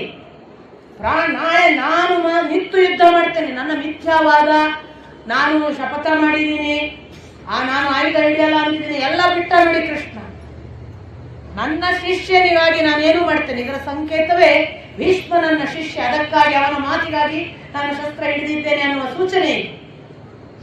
ಎಲ್ಲೂ ಹೇಳಲ್ಲ ಕೃಷ್ಣ ನಾನು ಯಾಕೆ ಅವತ್ತು ಆಯುಧ ಎತ್ತಿದೆ ಅಂತ. ಇಲ್ಲಿ ಗೊತ್ತಾಗುತ್ತೆ, ನಾನು ಇಲ್ಲಿ ಆಯುಧ ಹಿಡಿತೀನಿ, ನಾನು ರಥ ಏರ್ತೀನಿ, ನನ್ನ ಎಲ್ಲ ಆಯುಧಗಳ ಜೊತೆಗೆ ದಾರುಕ ನೀನು ಬಾ, ನಾನು ಯುದ್ಧ ಮಾಡಿ ನಾಳೆ ಕೃಷ್ಣ ಯುದ್ಧ ಮಾಡಿ ಅರ್ಜುನನ ಯಾವ ಶಪಥವಿದೆ ಅದನ್ನು ಮುಗಿಸ್ತಾನೆ ಅಂತ ಹೇಳಿ ರಾತ್ರಿ ಬೆಳಗಿನವರೆಗೆ ನಿದ್ದೆ ಮಾಡಲಿಲ್ಲ ಅಂತ ಮಾತು. ಕೃಷ್ಣ ನಿದ್ರಿಸಲಿಲ್ಲ. ಇತ್ತ ಅರ್ಜುನ ಅವನು ಮಾತು ಕೊಟ್ಟಿದ್ದಾನೆ, ಇಲ್ಲ ಕೃಷ್ಣ ನಂಗೆ ಸಾಧ್ಯ ಇದೆ, ನಾನು ಮಾಡ್ತೀನಿ ಎಲ್ಲ ಅಂದಿದ್ದಾನೆ. ಆದರೆ ಅವನಿಗೆ ಒಂದು ಕಡೆ ಒಳಗಿಂದ ಆಗದೇ ಇದ್ದರೆ, ಸಹಜ ಅಲ್ವಾ, ಕೃಷ್ಣನಿಗೆ ಅನ್ನಿಸಿದೆ ಆಗದೇ ಇದ್ರೆ ಅಂತ. ಅರ್ಜುನನಿಗೆ ಅನಿಸೋದು ಏನು? ನಾವು ಈ ತರ ಕೇಳೋ ಪ್ರಶ್ನಿಸ್ಕೋಬೇಕು. ಅರ್ಜುನನಿಗೆ ಅನುಮಾನ ಆಗುದು ಸಹಜ. ಕೃಷ್ಣನಿಗೆ ಯಾಕೆ ಅನುಮಾನ ಆಯ್ತು ಅಲ್ವಾ? ಕೃಷ್ಣನಿಗೆ ಗೊತ್ತಿಲ್ವಾ? ರಾಮ ಕೂಡ ಅವತಾರ ಪುರುಷ. ಎಲ್ಲ ಕಡೆ ಇದಾಗದೇ ಇದ್ರೆ, ನಾವು ಸೋತರೆ, ನಮಗೆ ಸೀತೆ ಸಿಕ್ಕದೇ ಇದ್ರೆ ಭಾವಿಸ್ತಾನೆ. ಯಾಕೆ? ಮಮ ವರ್ತ್ಮಾನುವರ್ತಂತೆ ಅಂತ ಒಂದು ಮಾತು ಹೇಳ್ತಾನೆ ಕೃಷ್ಣ ಭಗವದ್ಗೀತೆಯಲ್ಲಿ. ನಾನು ಹೇಗೆ ವರ್ತಿಸುತ್ತೇನೋ ಹಾಗೆ ಈ ಜಗತ್ತು ವರ್ತಿಸ್ತದೆ. ನನಗೆಲ್ಲ ಗೊತ್ತಿದೆ ಕಣಯ್ಯ, ನನ್ಗೆ ಗೊತ್ತು ಜಯದ್ರಥ ಸೋಲ್ತಾನೆ. ಅಲ್ಲ, ಆಗ ಜಗತ್ತು ಹಾಗೆ, ನನ್ನ ಹಾಗೆ ನಮಗೂ ಕೂಡ ಗೊತ್ತಿದೆ ಅನ್ನುವ ಹಾಗೆ ಭಾವಿಸಿ ದುರಹಂಕಾರಕ್ಕೆ ಒಳಗಾಗಬಹುದು. ದುರಹಂಕಾರಕ್ಕೆ ಒಳಗಾಗದ ಹಾಗೆ ದೈವ ನಿಯಮ ಗೊತ್ತಿಲ್ಲ ಅನ್ನೋ ಎಚ್ಚರ ಇಟ್ಕೊಂಡೇ ಮನುಷ್ಯ ಇರಬೇಕು. ಇದನ್ನು ಪಾಠ ಮಾಡಲಿಕ್ಕೋಸ್ಕರ ಕೃಷ್ಣ ತನಗೆ ಗೊತ್ತಿಲ್ಲದ ಹಾಗೆ ವರ್ತಿಸ್ತಾನೆ. ಏಕಕಾಲಕ್ಕೆ ಗೊತ್ತಿಲ್ಲ ಅಲ್ಲ, ಅವನಿಗೆ ಒಂದು ಸ್ಪಷ್ಟವಾಗಿ ಗೊತ್ತಿತ್ತು, ಇದು ಶಿವನ ಅನುಗ್ರಹವಿಲ್ಲದೆ ಆಗೋದಿಲ್ಲ. ಇಷ್ಟು ಮಾಡುವುದಕ್ಕೆ ಮೊದಲು, ಕೃಷ್ಣ ಮಲಗಲಿಕ್ಕೆ ಹೋಗುವ ಮೊದಲು ಅರ್ಜುನ ಒಂದು ಸಲ ಕೃಷ್ಣನನ್ನು ನಮಸ್ಕರಿಸಿ ಅವನಿಗೊಂದು ನೈವೇದ್ಯ ಇಡ್ತಾನೆ. ಆಗ ಕೃಷ್ಣನ ಹೇಳ್ತಾನೆ, ನೀನು ಈಗ ಶಿವನನ್ನು ಪ್ರಾರ್ಥಿಸು.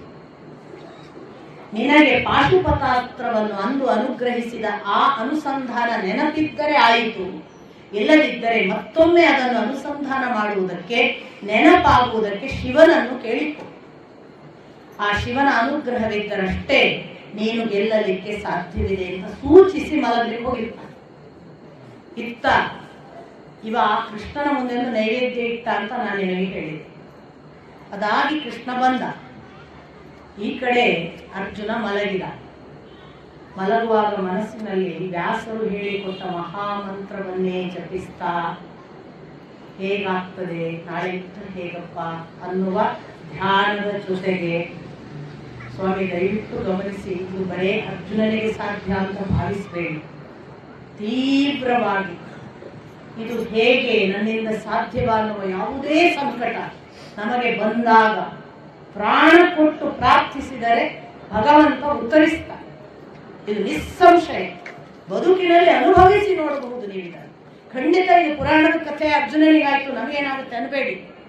ಎಲ್ಲರಿಗೂ ಭಗವಂತ ತುಂಬಾ ಸುಲಭನೋ ಹರಿ, ತನ್ನವರನ್ನು ಅರೆಗಳಿಗೆ ಬಿಟ್ಟಗಲನು, ಪ್ರಮಾದವನ ಒಲಿಸಲರಿಯದೆ ಪಾಮರರು ಬಳಲುವೆವು ಭವದೊಳಗೆ. ಅವನು ಯಾವತ್ತೂ ಇದ್ದಾನೆ. ಆದರೆ ಅದು ಅರ್ಜುನನಿಗೆ ಎಷ್ಟು ತೀವ್ರವಿತ್ತು ಅಂದ್ರೆ ಜೀವಂತವಾಗಿ ಕೃಷ್ಣನಿದ್ದ, ಹಾಗಾಗಿ ಭಾವನೆಯಿಂದಲೂ ಭಗವಂತನಿದ್ದ. ಅವನ ಪುಣ್ಯ. ನಮಗೂ ಆ ಥರ ಎಷ್ಟೋ ಗುರುಗಳು ನಮ್ಗೆ ಅನುಗ್ರಹ ಮಾಡೋದು ಅಂದ್ರೆ ಪುಣ್ಯ ಅಲ್ಲ, ನಮ್ಮ ಜೊತೆಗೆ ಇದ್ರಲ್ಲ, ಇದೆಲ್ಲ ಪುಣ್ಯ ಭಾವ ಅಂತ. ಆ ಥರ ಮಲಗಿ ನಿರಂತರ ಮಂತ್ರ ಪಠಣ ಮಾಡ್ತಾ ಮಾಡ್ತಾ ನಿದ್ದೆ ಮಾಡಿದರೆ ಅವನಿಗೊಂದು ಕನಸು. ಕನಸಿನಲ್ಲಿ ಅವನಿಗೆ ಇದ್ದಕ್ಕಿದ್ದ ಹಾಗೆ ಕೃಷ್ಣ ಅವನ ಬಳಿ ಬಂದಂತೆ. ಕೃಷ್ಣ ಬಂದ ಅಂದ್ರೆ ಅರ್ಜುನ ಯಾವಾಗಲೂ ಪಟ್ಟನೆ ಎದ್ದು ನಿಂತು ಆದರದಿಂದ ಸ್ವಾಗತಿಸುವ ಕ್ರಮ. ಕನಸಿನಲ್ಲೂ ಎದ್ದು ನಿಂತು ಅತ್ಯಂತ ಭಕ್ತಿಯಿಂದ ಸ್ವಾಗತಿಸಿ ಅವನಿಗೆ ಆಸನ ಕೊಟ್ಟು ಕುಳ್ಳಿರಿಸಿದನಂತೆ. ತಾನು ನಿತ್ತೇ ಇದ್ದ. ಕೃಷ್ಣ ಅವನನ್ನು ನೋಡಿದ ಕನಸಿನಲ್ಲಿ. ಇವನ ದುಃಖ ಕಾಣಿಸಿತು. ಅರ್ಜುನ ಅಳುತ್ತಲೇ ಇದ್ದ. ಕೃಷ್ಣ ಹೇಳ್ತಾನೆ, ಶೋಕಿಸಬೇಡ ಅರ್ಜುನ, ಶೋಕ ಒಳಿತಲ್ಲ. ನೋಡಿ, ಎಲ್ಲರಿಗೂ ಪಾಠ ಇದೆ. ಇದು ಅಳುಗಲ್ವಾ ಅಂತ ನೀವು ಕೇಳ್ಬೋದು. ಇದರ ಅಳು ಬೇರೆನೆ, ನಾನು ಅದನ್ನು ಹೇಳಕ್ ಹೋಗಲ್ಲ, ನಿಮಗೆ ಗೊತ್ತಾಗುತ್ತೆ. ಈ ಅಳು ಶೋಕಗಳಲ್ಲ.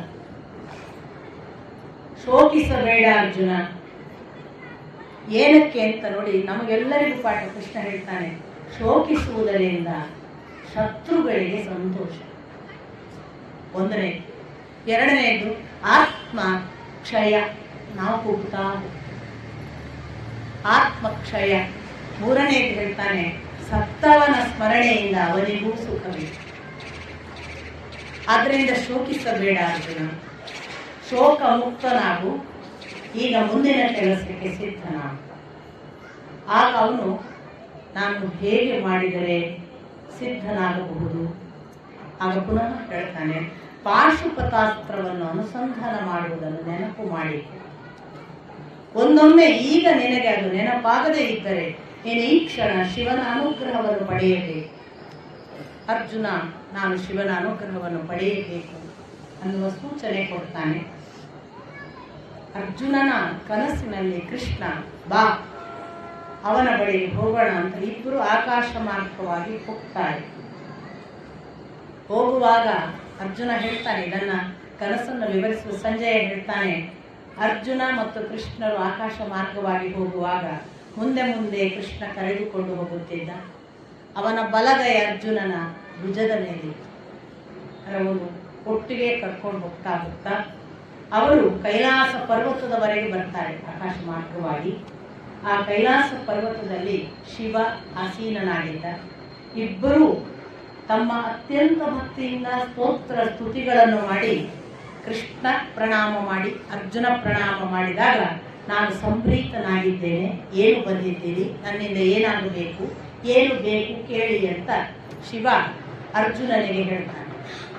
ಆಗ ಅರ್ಜುನ ಪಾಶುಪತ ಅಂತ ಬಾಯಿಬಿಟ್ಟು ಹೇಳಲ್ಲ, ನಾನು ಧನುಸ್ಸು ಮತ್ತು ಬಿಲ್ಲನ್ನು ಅಪೇಕ್ಷಿಸಿ ಬಂದಿದ್ದೇನೆ ಅಂತ ಕೇಳ್ಕೊಳ್ತಾನೆ.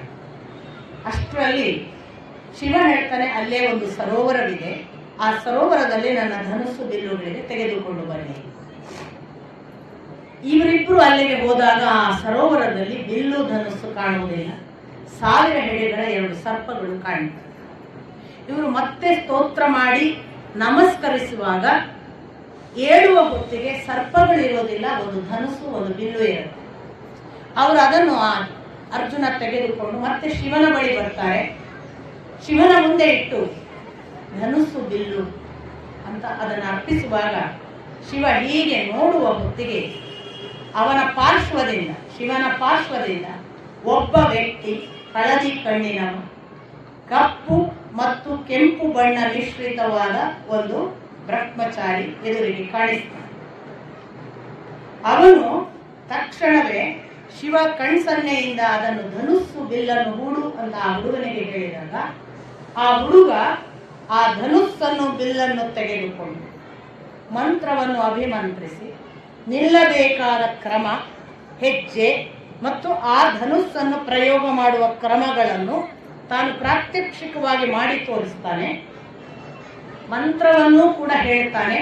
ಇದಿಷ್ಟನ್ನು ಅರ್ಜುನ ಗ್ರಹಿಸ್ತಾನೆ. ಅಷ್ಟು ಮಾಡಿದ ನಂತರ ಮತ್ತೆ ಅದೃಶ್ಯನಾಗ್ತಾನೆ. ಶಿವ ಹೇಳ್ತಾನೆ, ನೀನಿನ್ನು ಹೊರಡಬಹುದು. ಆಗ ಅರ್ಜುನನಿಗೆ, ಸಂಜಯ ಹೇಳೋದು, ಆಗ ಅರ್ಜುನನಿಗೆ ಆ ಧನುಸ್ಸಿನ ಪ್ರಯೋಗ ತಿಳಿಯಿತು, ಆ ಮಂತ್ರ ತಿಳಿಯಿತು. ಅವನು ಮನಸ್ಸಿನಲ್ಲಿಯೇ ತನಗೆ ಪಾಶುಪತಾಸ್ತ್ರವನ್ನು ಒದಗಿಸಿದರೆ ಚೆನ್ನಾಗಿತ್ತು ಎನ್ನುವ ಭಾವನೆಯಿಂದ ಶಿವನನ್ನು ನೋಡಿದ. ಶಿವ ಆಗಲು ತಥಾಸ್ತು ಎಂದ. ಇವನು ಓಪನ್ ಹೇಳಿಲ್ಲ, ಅವನು ಹೇಳಿಲ್ಲ. ನಿನಗೆ ಯಶಸ್ಸಾಗುತ್ತದೆ, ನಾನಿದ್ದೇನೆ ಅಂತ ಕಳಿಸಿದ. ಈ ಕನಸನ್ನು ನೋಡಿದಾಗ ಶಿವನ ಪಾದದ ಬಳಿ ಕೃಷ್ಣನಿಗೆ ಯಾವ ನೈವೇದ್ಯವನ್ನು ಇಟ್ಟಿದ್ದನಲ್ಲ ಅರ್ಜುನ, ಅದು ಅಲ್ಲಿ ಕಾಣಿಸ್ತದೆ ಈ ಅರ್ಜುನನಿಗೆ ಕನಸಿನಲ್ಲಿ. ಈ ಕನಸಿನೊಟ್ಟಿಗೆ ಅವ ಎಚ್ಚರಾಗ್ತಾನೆ. ಇತ್ತ 14ನೆಯ ದಿನದ ಬೆಳಗು, ಯುಧಿಷ್ಠಿರ ಸ್ನಾನ ಮಾಡಿ ಅವಭೃತ ಸ್ನಾನದ ಹಾಗೆ ಏನೋ ವಿಶೇಷವಾಗಿ ಇವತ್ತು ಸಿದ್ಧರಾಗ್ತಿದ್ದೇವೆ ಅನ್ನುವಂತಹ ಸ್ನಾನಗಳನ್ನು ಬಹಳ ವಿಶೇಷ ವಿವರಣೆ ಹೇಗೆಲ್ಲ ಸ್ನಾನ ಮಾಡಿದ್ರು ಮಾಡಿ ಶಿಬಿರದಿಂದ ತಾವು ಹೊರಡುವ ಮೊದಲು ಕೃಷ್ಣನನ್ನು ಕರೆಸಬೇಕು ಅಂತ ದ್ವಾರಪಾಲಕನನ್ನು ಕರೆದು ಕೃಷ್ಣನನ್ನು ಕರ್ಕೊಂಡು ಬರ್ಲಿಕ್ಕೆ ಹೇಳ್ತಾನೆ. ಕೃಷ್ಣನನ್ನು ಕರ್ಕೊಂಡು ಬರ್ತಾರೆ. ಕೃಷ್ಣ ಬಂದಾಗ ಅವನನ್ನು ಆಸನದಲ್ಲಿ ಕುಳ್ಳಿರಿಸಿ, ಯುಧಿಷ್ಠಿರ, ನಾವು ನಿನಗೇ ಶರಣಾಗಿದ್ದೇವೆ, ನಮಗೆ ನಿನ್ನ ಹೊರತು ಬೇರೇನೂ ಗೊತ್ತಿಲ್ಲ ಕೃಷ್ಣ, ಇಂದಿನ ಯುದ್ಧ ನಿನ್ನ ಕೈಯಲ್ಲಿದೆ, ನೀನೇ ರಕ್ಷಿಸಬೇಕು ಅಂತ ಹೇಳುವಾಗ ಯುಧಿಷ್ಠಿರನನ್ನು ಹುಡುಕಿ ಸಾತ್ವಿಕಿ, ದೃಪದ, ವಿರಾಟ ಅವರೆಲ್ಲರೂ, ಅವರ 10 ಜನ, ದುಷ್ಟದ್ಯುಮ್ನ, ದುಷ್ಟಕೇತು, ಆ ಪಾಂಡವ ಸೇನೆಯ ಪ್ರಮುಖರೆಲ್ಲರೂ ಬಂದಿದ್ದಾರೆ ಅನ್ನುವುದು ದ್ವಾರಪಾಲಕ ಬಂದು ಹೇಳ್ತಾನೆ. ಅವರೆಲ್ಲರನ್ನ ಕರೆಸಿ ಸಾತ್ವಿಕೆಯನ್ನು ಕೃಷ್ಣನ ಜೊತೆಗೆ ಕುಳ್ಳಿರಿಸಿ ಪುನಃ ಯುಧಿಷ್ಠಿರ ಹೇಳ್ತಾನೆ, ನಮ್ಮ ಯುದ್ಧ, ಇಂದಿನ ಯುದ್ಧ ನಿನ್ನ ಕೈಯಲ್ಲಿದೆ, ನಾವು ನಿನ್ನನ್ನು ನಂಬಿದ್ದೇವೆ. ಕೃಷ್ಣ ಹೇಳ್ತಾನೆ, ಇಂದಿನ ಯುದ್ಧದಲ್ಲಿ ಜಯದ್ರಥ ನಾಶವಾಗುತ್ತಾನೆ, ಅವನ ಸಂಹಾರ ಶತಸಿದ್ಧ. ನೀವು ಯಾರೂ ಕೂಡ ಅವನ ಆ ಒಂದು ಪರಾಕ್ರಮದ ಬಗ್ಗೆ ಯೋಚಿಸಬೇಕಾಗಿಲ್ಲ. ಇಂದಿನ ಯುದ್ಧದಲ್ಲಿ ಕೃಷ್ಣ ಮತ್ತು ಅರ್ಜುನ ಇಬ್ಬರು ಕೂಡಿ ಯುದ್ಧ ಮಾಡುತ್ತೇವೆ. ನೀವು ನಿಶ್ಚಿಂತೆಯಿಂದ ಇಂದಿನ ರಾತ್ರಿ ಆ ಜಯದ್ರಥ ಸತ್ತ ಸುದ್ದಿಯನ್ನು ಕೇಳುತ್ತೀರಿ, ಚಿಂತೆ ಬೇಡ ಯುಧಿಷ್ಠಿರ ಅಂತ ಘಂಟಾಘೋಷವಾಗಿ 10 ಜನ ಹೇಳ್ತಾರೆ. ಇದೇ ಹೊತ್ತಿಗೆ ತಾನು ಕವಚಧಾರಿಯಾಗಿ ಕಿರೀಟ ಧರಿಸಿ ತನ್ನ ರಥದ ಜೊತೆಗೆ ಅರ್ಜುನ ಬರ್ತಾನೆ. ಅರ್ಜುನನನ್ನು ಕಂಡು ಕೂಡಲೇ ಯುಧಿಷ್ಠಿರ ಹೇಳ್ತಾನೆ, ಕೃಷ್ಣನ ಮಾತು ನಮ್ಮನ್ನಾಗಲೇ ಪ್ರಸನ್ನಗೊಳಿಸಿತ್ತು, ನಿನ್ನ ಮುಖದ ಕಾಂತಿ, ತೇಜಸ್ಸು ವಿಜಯದ ಸೂಚನೆಯನ್ನು ಹೇಳುತ್ತಿವೆ. ಅರ್ಜುನ, ನೀನು ಚೆನ್ನಾಗಿ ನಿದ್ರಿಸಿದ್ದೀಯಾ, ನಿನಗೆ ಖುಷಿಯಿಂದ ಇರುವುದಕ್ಕೆ ಮಂಗಲಕರವಾದ ಸುದ್ದಿ ಯಾವುದು ಕಾರಣವಾದಂತೆ ನಿನ್ನ ಮುಖವಿದೆ. ಆಗ ಅರ್ಜುನ ಹೇಳ್ತಾನೆ, ಹೌದು ಅಣ್ಣ, ನಾನು ವಿಶೇಷವಾದ ಕನಸನ್ನು ಕಂಡಿದ್ದೇನೆ. ಆ ಕನಸನ್ನು ಇಡೀ ಹೇಳ್ತಾನೆ. ಅಷ್ಟು ಹೇಳಿ, ಆ ಕನಸು ನನಗೆ ಸೂಚನೆಯಾಗಿ ಹೇಳಿದೆ, ನನ್ನ ಜೊತೆಗೆ ಶಿವನಿದ್ದಾನೆ, ನಾನು ಇಂದು ಜಯದ್ರಥನನ್ನು ಗೆಲ್ಲುತ್ತೇನೆ, ನನಗೆ ಆಶೀರ್ವಾದ ಮಾಡು. ಯಥಾ ಪ್ರಕಾರ ನೆತ್ತಿಯನ್ನು ಧಾಡಿಸಿ ಆಲಿಂಗಿಸಿ ಯುಧಿಷ್ಠಿರ ಆಶೀರ್ವಾದ ಮಾಡ್ತಾನೆ. ಅತ್ತ ದ್ರೋಣಾಚಾರ್ಯರಿಗೆ ದುರ್ಯೋಧನ ಹೇಳ್ತಾನೆ, ಹೇಗೆ ಯುದ್ಧ, ಅವರು ಪ್ರತಿಜ್ಞೆ ಮಾಡಿದ್ದಾರೆ ಜಯದ್ರಥನನ್ನು ಕೊಲ್ಲುವುದರ ಬಗ್ಗೆ. ಆಗಲೇ ಜಯದ್ರಥ ಓಡಿ ಬರ್ತಾನೆ, ನಾನು ಯುದ್ಧ ಮಾಡುವುದಿಲ್ಲ, ನಾಳೆ ನಾನೇನಾದರೂ ಯುದ್ಧ ಮಾಡಿದರೆ ನನ್ನನ್ನು ಅರ್ಜುನ ಕೊಲ್ಲುವುದು ನಿಶ್ಚಿತ, ನಾನು ನನ್ನ ದೇಶಕ್ಕೆ, ಸಿಂಧು ದೇಶಕ್ಕೆ ಹೋಗುತ್ತೇನೆ, ಸೈಂಧವ, ನನ್ನನ್ನು ಬಿಟ್ಟು ಬಿಡಿ, ಅರ್ಜುನನ ಪ್ರತಿಜ್ಞೆಯ ಮುಂದೆ ನಾವು ಗೆಲ್ಲುವುದು ಸಾಧ್ಯವಿಲ್ಲ ಅಂತ ಅವನು ಹೇಳ್ತಾನೆ. ಆಗ ದುರ್ಯೋಧನ ಕಾಲ ಸಾಧಕ, ಸಮಯ ಸಾಧಕ, ಅವನು ಹೇಳ್ತಾನೆ, ನೀನು ಚಿಂತಿಸಬೇಡ, ನಿನ್ನನ್ನು ಗೆಲ್ಲಿಸುವುದು ನಮ್ಮ ಹೊಣೆ. ನಾವು ಇಷ್ಟೂ ಜನ ಸೇರಿ ನಿನ್ನನ್ನು ಒಬ್ಬನನ್ನು ರಕ್ಷಿಸುತ್ತೇವೆ. ಅವರು ಬೆಳಗಿನಿಂದ ಸಂಜೆಯವರೆಗೆ ನಮ್ಮಿಷ್ಟು ಜನರನ್ನು ಗೆದ್ದು ನಿನ್ನ ಬಳಿ ಬರಬೇಕಲ್ಲ, ಅದು ಹೇಗೆ ಬರುತ್ತಾನೆ ನೋಡೋಣ. ನಮಗೆ ಸ್ಪಷ್ಟವಾದ ಧೈರ್ಯವಿದೆ, ನಮ್ಮಿಷ್ಟು ಜನರನ್ನು ದಾಟಿ ಅವನು ನಿನ್ನನ್ನು ಮುಟ್ಟಲಾರ. ಸಂಜೆಯವರೆಗೆ ಕಾಯುವುದು ನಮ್ಮ ಹೊಣೆ, ನೀನು ಮರಳಿ ಹೋಗುವುದು ಬೇಡ, ಯುದ್ಧ ಸನ್ನದ್ಧನಾಗು. ಆದರೂ ಅವನಿಗೆ ಧೈರ್ಯ ಬರೋದಿಲ್ಲ. ಅವನು ದ್ರೋಣಾಚಾರ್ಯರ ಹತ್ರ ಹೋಗಿ ಕೇಳ್ತಾನೆ, ಆಚಾರ್ಯರೇ, ನನಗೆ ನೀವು ಹೇಳಿ, ನಾನು ಸಿಂಧೂ ದೇಶಕ್ಕೆ ಓಡಿ ಹೋಗಬೇಕು ಎಂದಿದ್ದೇನೆ. ನಾನು ಈ ಭೂಮಿಯ ಮೇಲೆ ಇದ್ದರೆ, ರಣಾಂಗಣದಲ್ಲಿ ಇದ್ದರೆ ಅರ್ಜುನ ನನ್ನನ್ನು ಕೊಲ್ಲುವುದು ನಿಶ್ಚಿತ. ನಾನು ಇಲ್ಲಿ ಇರದೆ ಓಡಿ ಹೋಗುವುದು ಶ್ರೇಯಸ್ಕರವೋ? ಇವರು ಹೇಳುವ ಹಾಗೆ ನೀವೆಲ್ಲ ರಕ್ಷಿಸುತ್ತೀರಿ, ನಿಮ್ಮ ಜೊತೆಗೆ ಇರುವುದು ಶ್ರೇಷ್ಠವೋ? ದ್ರೋಣಾಚಾರ್ಯರು ಹೇಳ್ತಾರೆ, ದುರ್ಯೋಧನ ಹೇಳಿದ್ದು ನಿಜ. ನೀನು ಓಡಿ ಹೋಗಬೇಡ. ಓಡಿ ಹೋಗುವುದರಿಂದ ಮರಣ ತಪ್ಪಿಸುವುದಕ್ಕೆ ಸಾಧ್ಯವಿಲ್ಲ. ಇಂದಲ್ಲ ನಾಳೆ ನಿನಗೆ ಮರಣವಿದೆ. ರೋಗದಿಂದ ಮರಣ ಪಡುವುದಕ್ಕಿಂತ ವ್ಯಾಧಿ ಇಲ್ಲದೆ ವೀರ ಕ್ಷತ್ರಿಯನಾಗಿ ಹೋರಾಡಿ ಮರಣ ಪಡುವುದು ಕ್ಷತ್ರಿಯನ ಒಳ್ಳೆಯ ಲಕ್ಷಣ. ನೀನು ಕ್ಷಾತ್ರ ಧರ್ಮಕ್ಕನುಗುಣವಾಗಿ ಯುದ್ಧ ಮಾಡಿ ಸಾಯುವುದು ಒಳ್ಳೆಯ ಸೂಚನೆ ಕೊಟ್ಟಾಯಿತು ದ್ರೋಣಾಚಾರ್ಯ. ಆದ್ದರಿಂದ ಯುದ್ಧಕ್ಕೆ ಹೆದರಿ ಓಡಬೇಡ, ನಾವಿದ್ದೇವೆ. ನಮ್ಮ ರಕ್ಷಣೆಯನ್ನು ದಾಟಿ ಅವನು ಬರಲಿ. ನಿನ್ನನ್ನು ನಾನು ಇನ್ನಿಲ್ಲದಂತಹ ವ್ಯೂಹ ರಚಿಸಿ ಮುಟ್ಟಲಾಗದ ಹಾಗೆ ರಕ್ಷಿಸುವುದು ನನ್ನ ಹೊಣೆ. ನೀನು ಮರಳಿ ಹೋಗತಕ್ಕದ್ದಲ್ಲ. ಯಾವಾಗ ದ್ರೋಣಾಚಾರ್ಯರು ಬಹಳ ಭರವಸೆ ಕೊಟ್ಟರಲ್ಲ, ಅವನ ಮನಸ್ಸು ಬದಲಾಯಿಸಿದ. ಆಯ್ತು, ನೀವಿಷ್ಟು ಜನ ನಾನು ರಕ್ಷಿಸುತ್ತೀರಿ ಎಂದಾದರೆ ನಾನು ಯುದ್ಧ ಮಾಡುತ್ತೇನೆ ಅಂತ ಜಯದ್ರಥ ಸಿದ್ಧನಾದ. ಬೆಳಗ್ಗೆ ಶಕಟ ವ್ಯೂಹ ರಚನೆ ಅಂತ ಒಂದು ಕಡೆ ಇದೆ, ಇನ್ನೊಂದು ಕಡೆ ಪದ್ಮವ್ಯೂಹ ಅಂತ ಆಚೆ ಕಡೆ, ಮಧ್ಯದಲ್ಲಿ ಸೂಚಿ ವ್ಯೂಹ ಅಂತ 3 ಥರದ ವ್ಯೂಹ ರಚನೆ ಮಾಡ್ತಾರೆ ದ್ರೋಣಾಚಾರ್ಯರು. ಅಗ್ರಭಾಗದಲ್ಲಿ ದ್ರೋಣಾಚಾರ್ಯರು ಮತ್ತು ಅವರ ಪ್ರಮುಖ ವೀರರು ದುರ್ಯೋಧನ ಮೊದಲಾದವರು. ಮಧ್ಯಭಾಗದಲ್ಲಿ ಒಳಗೆ ಸೂಚಿಮುಖದಲ್ಲಿ ಜಯದ್ರಥ, ಅವನಿಗೆ ಸುತ್ತುವರಿದು ಕರ್ಣ, ಶಲ್ಯ ಮೊದಲಾದವರೆಲ್ಲ, ದುರ್ಯೋಧನ, ಅಶ್ವತ್ಥಾಮ ಅವರೆಲ್ಲ. ಈ ದುರ್ಯೋಧನ ಈ ದ್ರೋಣಾಚಾರ್ಯರನ್ನು ದಾಟಿ ಪಾಂಡವರನ್ನು ಎದುರಿಸುವಂತಹ ಕೌರವ ಸೇನೆ ಅಷ್ಟೂ ದಾಟಿ ನೆಕ್ಸ್ಟ್ ರೌಂಡಿಗೆ ಬಂದ್ರೆ ದುರ್ಯೋಧನಾಗಿದ್ದ. ಅದನ್ನೂ ದಾಟಿ ಅವರಷ್ಟು ಜನರನ್ನು ಅಲ್ಲಿಯ ಸೇನೆ ಜೊತೆ ನಿವಾರಿಸಿ ಹೋದ್ರೆ ಮತ್ತೆ ಸಿಗುವವನು ಜಯದ್ರಥ. ಆ ಒಂದು ವ್ಯೂಹ ರಚನೆ ಮಾಡ್ತಾರೆ. ಪಾಂಡವರು ಹೊರಡ್ತಾರೆ. ಅರ್ಜುನ ಕೃಷ್ಣ ಹೊರಡುವಾಗ ಅರ್ಜುನ ಮತ್ತೆ ಒಂದು ಕ್ಷಣ ಸಾತ್ಯಕಿಯನ್ನು ಕರೆದು ಹೇಳ್ತಾನೆ. ಸಾತ್ಯಕಿ ಇಶು ಅಸ್ತ್ರ ಮೊದಲಾದವುಗಳನ್ನು ಈ ಅರ್ಜುನನಿಂದ ಕಲಿತ ಯೋಧ, ಇಂದ್ರ, ಪರಶುರಾಮ ಮತ್ತು ಅರ್ಜುನನಿಗೆ ಸರಿಸಾಟಿಯಾಗಬಲ್ಲ ಯುದ್ಧ ಯೋಧ ಅಂತ ಅಲ್ಲಿ ಅರ್ಜುನನೇ ಹೇಳ್ತಾನೆ. ಅವನ ಬಗ್ಗೆ ಹೇಳ್ತಾನೆ, ಸಾತ್ಯಕಿ, ಈ ಇಷ್ಟು ಗದ್ದಲದ ನಡುವೆ ಏನಾದರೂ ಯುಧಿಷ್ಠಿರನನ್ನು ವಂದಿಸಬಹುದು ದ್ರೋಣಾಚಾರ್ಯರು. ನಾನು ಸಂಪೂರ್ಣವಾಗಿ ನಿನ್ನ ಮೇಲೆ ಭರವಸೆ ಇಟ್ಟಿದ್ದೇನೆ. ನೀನು ಯುಧಿಷ್ಠಿರನನ್ನು ವಂದಿಸದ ಹಾಗೆ ರಕ್ಷಣೆ ಕೊಡುವುದು ನಿನ್ನ ಕರ್ತವ್ಯ. ನಾನು ಜಯದ್ರಥನವರಿಗೆ ಸಿದ್ಧನಾಗುತ್ತೇನೆ, ನೀನು ಅಣ್ಣನನ್ನು ನೋಡಿ. ಸಾತ್ವಿಕಿ ಹೇಳ್ತಾನೆ, ನಾನಿರುವವರೆಗೆ ಆ ಚಿಂತೆಯನ್ನು ಬಿಟ್ಟು ಬಿಡು, ನೀನು ಮುಂದುವರಿ. ಅರ್ಜುನ ಹೊರಡ್ತಾನೆ. ಕೃಷ್ಣಾರ್ಜುನರು ದ್ರೋಣರಿಗೆ ಎದುರಾಗಿ ಹೊರಡ್ತಾರೆ. ಈ ದ್ರೋಣಾಚಾರ್ಯರಿಗೆ ಎದುರಾಗಿ ಹೊರಡುವಾಗಲೇ ಮೊದಲು ಅರ್ಜುನ ದ್ರೋಣಾಚಾರ್ಯರಿಗೆ, ಆಚಾರ್ಯರೇ, ನಿಮಗೆ ನಮಸ್ಕಾರ. ನಾನಿಂದು ಮಾಡಿದ ಪ್ರತಿಜ್ಞೆ ನಿಮಗೆ ಗೊತ್ತಿದೆ. ನಿಮ್ಮ ಪುತ್ರನಿಗೆ ಸಮಾನ ನಾನು. ನೀವು ಅಶ್ವತ್ಥಾಮನಂತೆ ನನ್ನನ್ನು ರಕ್ಷಿಸಬೇಕು. ನಿಮ್ಮ ಶಿಷ್ಯ ನಾನು, ಗುರುವಾಗಿ ನನ್ನನ್ನು ಆಶೀರ್ವದಿಸಬೇಕು. ನಾನು ಇಂದು ಮಾಡಲಿಕ್ಕೆ ಹೊರಟಿರುವ ಆ ಕೆಲಸ ಮಂಗಲಮಯವಾಗಲಿ ಎಂದು ನನ್ನನ್ನು ಆಶೀರ್ವದಿಸಿ, ಆ ಮೂಲಕ ನಾನು ಮಾಡಲಿಕ್ಕಿರುವ ಈ ಯಜ್ಞದಂತಹ ಈ ಇವತ್ತಿನ ಶಪಥದ ಯುದ್ಧಕ್ಕೆ ನಾಂದಿ ಹಾಡಿ ದಯವಿಟ್ಟು ಆಶೀರ್ವದಿಸಿ ಅಂತ ಕೇಳಿಕೊಳ್ತಾನೆ. ಪ್ರಥಮ ಬಾರಿಗೆ ದ್ರೋಣಾಚಾರ್ಯರು ಆಶೀರ್ವದಿಸುವುದಿಲ್ಲ ಅಂತ ಕಾಣ್ತದೆ. ಆ ಥರದ ಉತ್ತರವೇ ಇಲ್ಲ. ನೀನು ಹೊರಟಿರುವ ಯುದ್ಧಕ್ಕೆ ನೀನು ಜಯದ್ರಥನನ್ನು ಮುಟ್ಟುವ ಮೊದಲು ನನ್ನನ್ನು ಎದುರಿಸಿ ಹೋಗಬೇಕು. ಬಾ, ಮೊದಲು ನನಗೆ ಎದುರಾಗುವಂತಲೇ ಅವರ ನೇರ ಮಾತು. ಆಶೀರ್ವಾದ ಸ್ವಸ್ತಿ ಏನೂ ಇಲ್ಲ.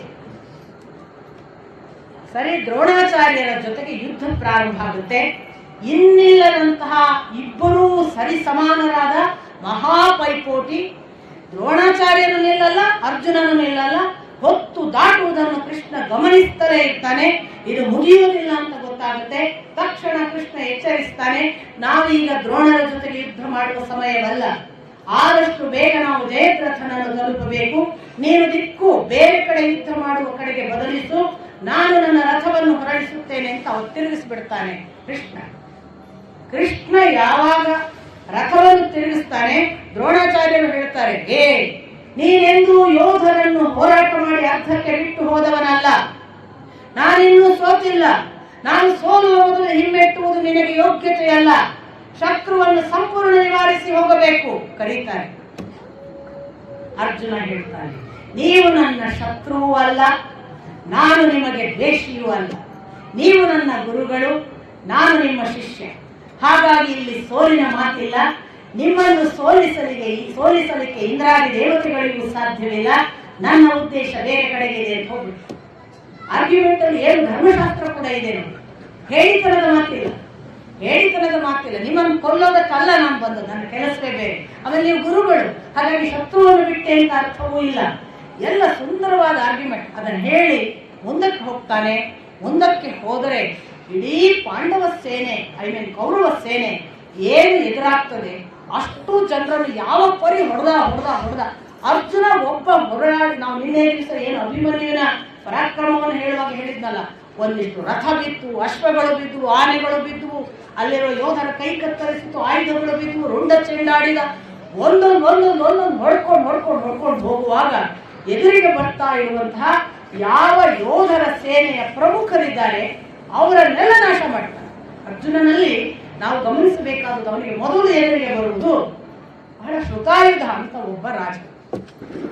ಈ ಶ್ರುತಾಯುಧ ಸಾಮಾನ್ಯನಲ್ಲ, ವರುಣನ ಮಗ. ಈ ವರುಣನ ಮಗನಿಗೆ ವರುಣನ ಹೆಂಡತಿ ಹತ್ರ ಒಂದು ದಿವಸ ಹೆಂಡತಿ ಒಂದು ವರ ಕೇಳ್ತಾರೆ. ಏನು ಅಂದ್ರೆ, ನನ್ನ ಮಗ ಯಾವತ್ತೂ ಅವಧ್ಯನಾಗಿರ್ಬೇಕು.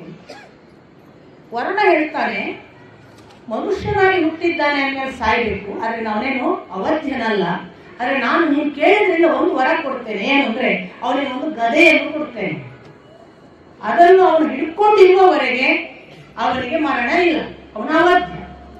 ಆದರೆ ಆ ಗದೆಯನ್ನು ಯಾರು ಯುದ್ಧಕ್ಕೆ ಪ್ರಚೋದಿಸದೆ ಸುಮ್ಮನಿದ್ದಾರೆ ಅವರ ಮೇಲೆ ಅವನು ಪ್ರಯೋಗಿಸುವಂತಿಲ್ಲ. ಒಂದೊಮ್ಮೆ ಅವನು ಪ್ರಯೋಗಿಸಿದನು ಅಂತಾದ್ರೆ ಅದು ಮರಳಿ ಬಂದು ಅವನನ್ನು ಕೊಲ್ತದೆ. ಅಂಥದೊಂದು ಆಯುಧವನ್ನು ಕೊಟ್ಟು ಅನುಗ್ರಹ ಮಾಡಿ ಈ ಎಚ್ಚರವನ್ನು ವರುಣ ಕೊಡ್ತಾನೆ ಶ್ರುತಾಯುಧನಿಗೆ. ಶತ್ರುಗಳಿಗೆ ವಿರುದ್ಧವಾಗಿ ಕೊಲ್ಲಲಿಕ್ಕೆ ಇರುವಂತಹ ಆಯುಧ ಶ್ರುತಾಯುಧ ಅಂತ ಅವನಿಗೆ ಹೆಸರೇ ಆಗ್ಬಿಡ್ತದೆ. ಅವನು ವರುಣ ಹೇಳ್ತಾನೆ ಕೂಡ, ನಿನ್ನ ಮೇಲೆ ಯಾವುದೇ ಆಯುಧವೋ ಬಾಣವೋ ಯುದ್ಧ ಪ್ರಯೋಗವೋ ಮಾಡದವನ ಮೇಲೆ ಇದನ್ನು ಎಸೆಯಬೇಡ, ಪ್ರಯೋಗಿಸಬೇಡ, ಆಗ ನೀನೇ ನಿನ್ನ ಮರಣಕ್ಕೆ ಕಾರಣನಾಗುತ್ತೆ, ಅದು ಮರಳಿ ಬಂದು ನಿನಗೆ ಹೊಡೆಯುತ್ತದೆ. ಈ ಶ್ರುತಾಯುಧ ರಥದಿಂದ ಬಾಣ ಪ್ರಯೋಗ ಮಾಡುವಾಗ ಯಥಾ ಪ್ರಕಾರ ರಥದ ಸಾರಥಿ, ಕುದುರೆ, ರಥ ಎಲ್ಲವನ್ನು ಪುಡಿ ಮಾಡಿದಾಗ ಅವನು ನೆಲಕ್ಕೆ ಇಳಿತಾನೆ, ತನ್ನ ಗದೆಯನ್ನು ತೆಗೆದುಕೊಳ್ತಾನೆ. ಇದು ವರುಣ ಕೊಟ್ಟ ಆಯುಧ. ಇನ್ನು ಅವನಿಗೆ ಮರಣವಿಲ್ಲ. ಆದರೆ ಅದೃಷ್ಟವಶಾತ್ ಪಾಂಡವರಿಗೆ, ದುರದೃಷ್ಟವಶಾತ್ ಶ್ರುತಾಯುಧನಿಗೆ ಅವನು ಸುಮ್ಮನೆ ಕೂತ ಕೃಷ್ಣನ ಮೇಲೆ ಪ್ರಯೋಗ ಮಾಡ್ತಾನೆ. ಕೃಷ್ಣನ ಮೇಲೆ ಬೀಸಿ ಆ ಗದೆಯನ್ನು ಒಗದದ್ದೇ ಅದು ಮರಳಿ ಬಂದು ಶ್ರುತಾಯುಧನ ನಾಶಕ್ಕೆ ಕಾರಣವಾಗ್ತದೆ. ಹಾಗೆ ಶ್ರುತಾಯುಧನ ಸಾಯ್ತಾನೆ. ಅದಾದ ನಂತರ ಪುನಃ ಇಬ್ಬರು ಎದುರು ಬರುವಂಥದ್ದು ಅವನು ಶ್ರುತಾಯು ಮತ್ತು ಅಚ್ಯುತಾಯು ಅಂತ ಇನ್ನಿಬ್ರು ರಾಜರು. ಶ್ರುತಾಯು ಮತ್ತು ಅಚ್ಯುತಾಯುವನ್ನು ಕೂಡ ಅದೇ ತರ ಬಾಣ ರಥವಿಹೀನರನ್ನಾಗಿ ಮಾಡೋದು, ಅವರ ತಲೆ ಕತ್ತರಿಸಿ ಹಾಕಿ ಅವರನ್ನು ಕೊಲ್ತಾನೆ. ಅವರ ಮಕ್ಕಳಿಬ್ರು ಬರ್ತಾರೆ, ನಿತ್ಯಾಯುಷ ಮತ್ತು ದೀರ್ಘಾಯುಷ ಅಂತ, ಅವರಿಬ್ಬರನ್ನು ಕೊಂದು ಹಾಕ್ತಾನೆ ಅರ್ಜುನ. ಯಾರಿಗೂ ಎದುರಲ್ಲ ಅನ್ನುವ ಹಾಗೆ ಅವರನ್ನು ಇಬ್ಬರನ್ನು ಕೊಂದು ಸುದಕ್ಷಿಣ ಬರ್ತಾನೆ, ಕಾಂಬೋಜದ ದೊರೆ. ಸುದಕ್ಷಿಣನ ಸೇನೆಯನ್ನು ಸಂಪೂರ್ಣ ನಾಶ ಮಾಡಿ ಸುದಕ್ಷಿಣನನ್ನು ಕೊಂದು ಮುಂದೆ ಮುಂದೆ ಹೋಗುವುದಷ್ಟೇ, ಸಮಯ ಹಾಳು ಮಾಡುವ ಹಾಗಿಲ್ಲ. ಇದು ತಲೆಯಲ್ಲಿರುವಂತಹ ವಿಚಾರ. ಇತ್ತ ದ್ರೋಣಾಚಾರ್ಯರು ಆ ಕಡೆಯಿಂದ ಸಾತ್ಯಕಿಯ ಜೊತೆಗೆ ಅಲ್ಲಿರುವಂತಹ ವಿರಾಟ, ಅಲ್ಲಿರುವ ದೃಪದ, ದೃಷ್ಟದ್ಯುಮ್ನ ಇವರ ಜೊತೆಗೆ ಯಾವ ಪರಿ ಯುದ್ಧ ಮಾಡಲಿಕ್ಕೆ ಶುರು ಮಾಡುತ್ತಾರೆ ಅಂದ್ರೆ, ಅವರು ದೃಷ್ಟದ್ಯುಮ್ನನ್ನು ಬಂಧಿಸ್ತಾರೆ. ದೃಷ್ಟದ್ಯುಮ್ನ ಬಂಧನಕ್ಕೊಳಗಾದದ್ದನ್ನು ನೋಡಿ ಸಾತ್ಯಕಿ ತನ್ನ ವೀರ ಪ್ರದರ್ಶನ ಮಾಡಿ ದೃಷ್ಟದ್ಯುಮ್ನನ್ನು ಬಿಡಿಸಿಕೊಂಡು ಅವನನ್ನ ಯುದ್ಧರಂಗದಿಂದ ಕಳಿಸಬೇಕಾಗುತ್ತೆ. ಈ ಪರಿ ಅಲ್ಲಿ ಹೋರಾಟ ನಡೀತಾ ಇರುವಾಗ ಈ ಕಡೆ ದುರ್ಯೋಧನನ ಹತ್ರ ಬರುವ ಲಕ್ಷಣ ಅರ್ಜುನನದ್ದು ಮುಂದುವರೆದಿದೆ. ದುರ್ಯೋಧನ ಓಡಿ ಬರ್ತಾನೆ ದ್ರೋಣಾಚಾರ್ಯರ ಹತ್ರ, ಎಲ್ಲಿದ್ದೀರಿ ನೀವು? ನಮ್ಮ ಅಲ್ಲಿ ಅರ್ಜುನನನ್ನು ರಕ್ಷಿಸುವುದು ಬಿಟ್ಟು, ಅವನ ಜೊತೆಗೆ ಯುದ್ಧ ಮಾಡುವುದು ಬಿಟ್ಟು ಇಲ್ಲಿ ಯುದ್ಧ ಮಾಡುತ್ತಿದ್ದೀರಲ್ಲ, ನಿಮ್ಮನ್ನು ನಂಬಿ ಜಯದ್ರಥ ನಿಂತಿದ್ದಾನೆ, ನಮ್ಮ ಮಾತು ಸುಳ್ಳಾಗುವ ಹಾಗೆ ಆಯಿತು. ನೀವು ನಿಮ್ಮನ್ನು ನಂಬಿ ನಾವು ಕೂಡ ಇವತ್ತು ಒಬ್ಬ ರಕ್ಷಕರಿಲ್ಲದ ಸೇನಾ ನಾಯಕರಿಲ್ಲದ ವ್ಯೂಹದಲ್ಲಿ ನಿಂತಂತೆ. ನೀವು ನಿಜಕ್ಕೂ ಮನಸ್ಸಿಟ್ಟು ಯುದ್ಧ ಮಾಡುವುದಿಲ್ಲ. ನಮ್ಮ ಕಡೆಗೆ ನಿಮ್ಮ ಲಕ್ಷ್ಯವೇ ಇಲ್ಲ. ನಿಮಗೆ ಅರ್ಜುನ ಗೆಲ್ಲಬೇಕು ಎಂದು ಆಶೆ, ಅದಕ್ಕೆ ನೀವು ಯುದ್ಧ ಮಾಡುವುದಿಲ್ಲ. ದ್ರೋಣರು ಬಹಳ ದುಃಖದಿಂದ ಹೇಳ್ತಾರೆ, ನನಗೆ ನಿನ್ನ ಮಾತಿನ ಮೇಲೆ ಕೋಪವಿಲ್ಲ, ದ್ವೇಷವಿಲ್ಲ. ನೀನು ಹೇಳಿದ್ದೆಲ್ಲವೂ ಸತ್ಯ, ಆದರೆ ಒಂದು ಮಾತ್ರ ಸುಳ್ಳು. ನಾನು ಮನಸ್ಸಿಟ್ಟು ಯುದ್ಧ ಮಾಡುವುದಿಲ್ಲ ಎನ್ನುತ್ತಿದ್ದೆ. ನಾನು ಪೂರ್ತಿ ಮನಸ್ಸಿನಿಂದ ಯುದ್ಧ ಮಾಡುತ್ತಿದ್ದೇನೆ. ಆದರೆ ನಿನಗೆ ಗೊತ್ತಿರಲಿ, ನಾನು ದ್ರೋಣ, ನಾನು ಒಬ್ಬ ಗುರುವಾಗಿ ಅರ್ಜುನ ನನ್ನ ಜೊತೆಗೆ ಯುದ್ಧ ಮಾಡದಿದ್ದರೂ ನಾನು ಬೆನ್ನಟ್ಟಿ ಹೋಗಿದ್ದೇನೆ. ಆ ಬೆನ್ನಟ್ಟಿ ಹೋಗುವಾಗ ಅವನಿದ್ದಲ್ಲಿಗೆ ನಾನು ಬಾಣ ಬಿಡುವುದರೊಳಗಾಗಿ, ಗಮನಿಸಿ, ನಾನು ಬಾಣ ಅವನಿಗೆ ಗುರಿ ಇಟ್ಟು ಬಿಡುವುದರೊಳಗಾಗಿ ನನ್ನ ಬಾಣ ಗುರಿ ತಲುಪುವುದಕ್ಕೆ ಅವರು ಒಂದು ಕ್ರೋಶ ಮುಂದೆ ಹೋಗುತ್ತಿದ್ದೆ. ಸ್ಪೀಡ್, ಕೃಷ್ಣನ ಸ್ಪೀಡ್ ಎಷ್ಟಿತ್ತು ಅಂತ, ಒಂದು ಕ್ರೋಶ ಅಂದ್ರೆ ಎಷ್ಟು ಅಂತ ಲೆಕ್ಕ ಕೊಡ್ತಾರೆ. 4 ಮೊಳದ ಒಂದು ಧನುಸ್ಸು, 4 ಮೊಳದ ಪ್ರಮಾಣದಲ್ಲಿದ್ರೆ ಒಂದು ಧನುಸ್ಸು ಅಂತೆ. ಅಂಥ ಧನುಸ್ಸನ್ನು ಸಾಲಾಗಿಟ್ರೆ, ಒಂದು ಸಾಲ ಇಟ್ಟರೆ ಒಂದು ಕ್ರೋಶ, ಅಷ್ಟು ದೂರ ಹೋಗ್ಬಿಡ್ತಿದ್ದ ಅಂತ ಹೇಳಿ. ಆಮೇಲೆ ಹೇಳ್ತಾರೆ, ಅವನ ಆ ವೇಗವನ್ನು ನಾನು ಅನುಸರಿಸುವ ವಯಸ್ಸಿನಲ್ಲಿಲ್ಲ. ನನಗೆ ಅವನ ಶೀಘ್ರಯಾನ ಈಗ ಸಾಧ್ಯವಿಲ್ಲ. ಅವನನ್ನು ಬೆನ್ನಟ್ಟಲಾಗದೆ ನಾನು ಇತ್ತ ಬಂದಿದ್ದೇನೆ. ಮುಂದಿದ್ದು ಭಾರಿ ಒಳ್ಳೆಯದಿದೆ. ನಮ್ಮಲ್ಲಿ ಅನೇಕರಿದ್ದಾರೆ ಸಲಹೆ ಕೊಡುವರು, ಅವರಿಗೆಲ್ಲ ಭಾರಿ ಒಳ್ಳೆ ಪಾಠ. ದ್ರೋಣಾಚಾರ್ಯರು ಹೇಳ್ತಾರೆ, ನೀನು ಹೇಳುತ್ತೆ ನಾನು ಮನಸ್ಸಿಟ್ಟು ಯುದ್ಧ ಮಾಡುವುದಿಲ್ಲ, ನಿನ್ನ ಮಾತೆ ಸತ್ಯವಿರಲಿ, ನೀನೇ ಮಾಡಿಬಿಡು, ನನ್ನ ಕೆಲಸವನ್ನು ನೀನೇ ಮಾಡಿಬಿಡು, ಮುಂದುವರಿ. ನಮ್ಮ ಸಲಹೆ ಕೊಡೋರಿಗೆಲ್ಲ ಇದನ್ನೇ ಹೇಳ್ಬೇಕು. ಹೌದಾ ಸ್ವಾಮಿ, ಬನ್ನಿ ನೀವೇ ಮಾಡಿ. ಭಾರಿ ಒಳ್ಳೆಯ ಪಾಠ. ಈಗಿನ ಜಗತ್ತಿನಲ್ಲಿ ಪುಕ್ಕಟೆ ಸಲಹಾ ಸಮಿತಿ ಮಾಡಿದ್ರೆ ಜಗತ್ತಿನಲ್ಲಿರುವ ಅಷ್ಟು ಜನ ಸದಸ್ಯರಾಗ್ಬೋದು. 10 ಜನ ಇದ್ದೇವೆ ನಾವು. ನಮ್ಗೆ ಯಾವೊಬ್ರು ಕಾರ್ಯಕ್ರಮ ಮಾಡ್ತಾರಂದ್ರೆ ಅದನ್ನು ಹೀಗೆ ಮಾಡ್ಬೇಕಿತ್ತು, ಸರಿ ಇಲ್ಲ. ಇವೆಂತಂದ್ರೆ ಒಂದು ಮೈಕ್ ವ್ಯವಸ್ಥೆ ಮಾಡೋದು ಬರೋದಿಲ್ಲ, ನಿಮ್ಗೇನ್ರಿ ಒಂದು ವಿಡಿಯೋ ಮಾಡ್ಲಿಕ್ಕೆ ಬರೋದಿಲ್ಲ, ಒಬ್ಬ ವಿಡಿಯೋಗ್ರಾಫರ್ ನೀಡೋದು ನಿಮ್ ಕೆಲಸ ಬೇರೆ. ಎಷ್ಟು ಜನ ಬೇಕು ಅರುಣಣ್ಣನಿಗೆ ಹೇಳಿದ್ರು, ಯೋಚನೆ ಮಾಡಕ್ ನೀ ಏನ್ ಮಾಡ್ತೀಯ? ಸಲಹೆ ಕೊಡುವವನನ್ನು ಮುಂದೆ ತಂದು ನಿಲ್ಲಿಸಿ.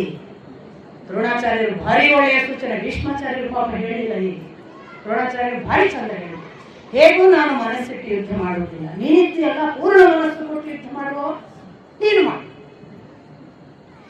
ಈಗ ನಿನ್ನ ಕೆಲಸ ಅಲ್ಲಿ ಹೋಗಿ ಆ ಜಯದ್ರಥನ ಬಳಿಗೆ ಅರ್ಜುನ ಬಾರದ ಹಾಗೆ ನೀನು ನಿಲ್ಲು, ನಾನು ನಿನ್ನ ರಕ್ಷಣೆಯಾಗಿದ್ದೇನೆ ಅಂತ ಹೇಳಿ ಸ್ವಸ್ತಿ ವಾಚನವನ್ನು ಮಾಡ್ತಾರೆ.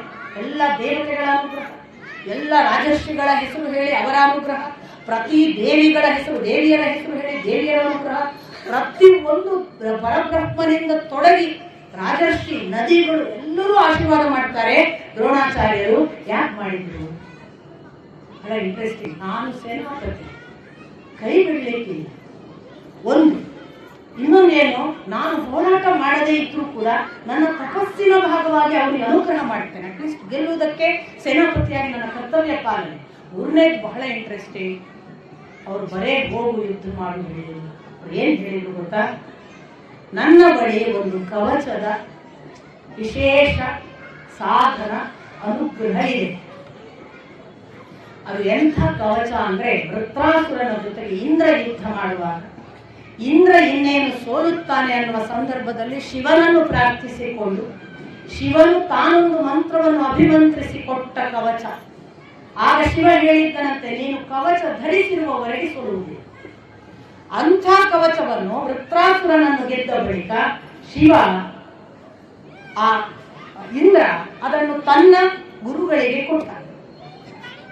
ತನ್ನ ಗುರುಗಳಾದ ಅಂಗಿರಸರು ಅದನ್ನು ಸ್ವೀಕರಿಸಿ ಆ ಮಂತ್ರವನ್ನು ತಿಳಿದು ಮುಂದೆ ಬೃಹಸ್ಪತಿಗಳಿಗೆ ಆ ಮಂತ್ರವನ್ನು ತಿಳಿಸಿದ್ರಂತೆ.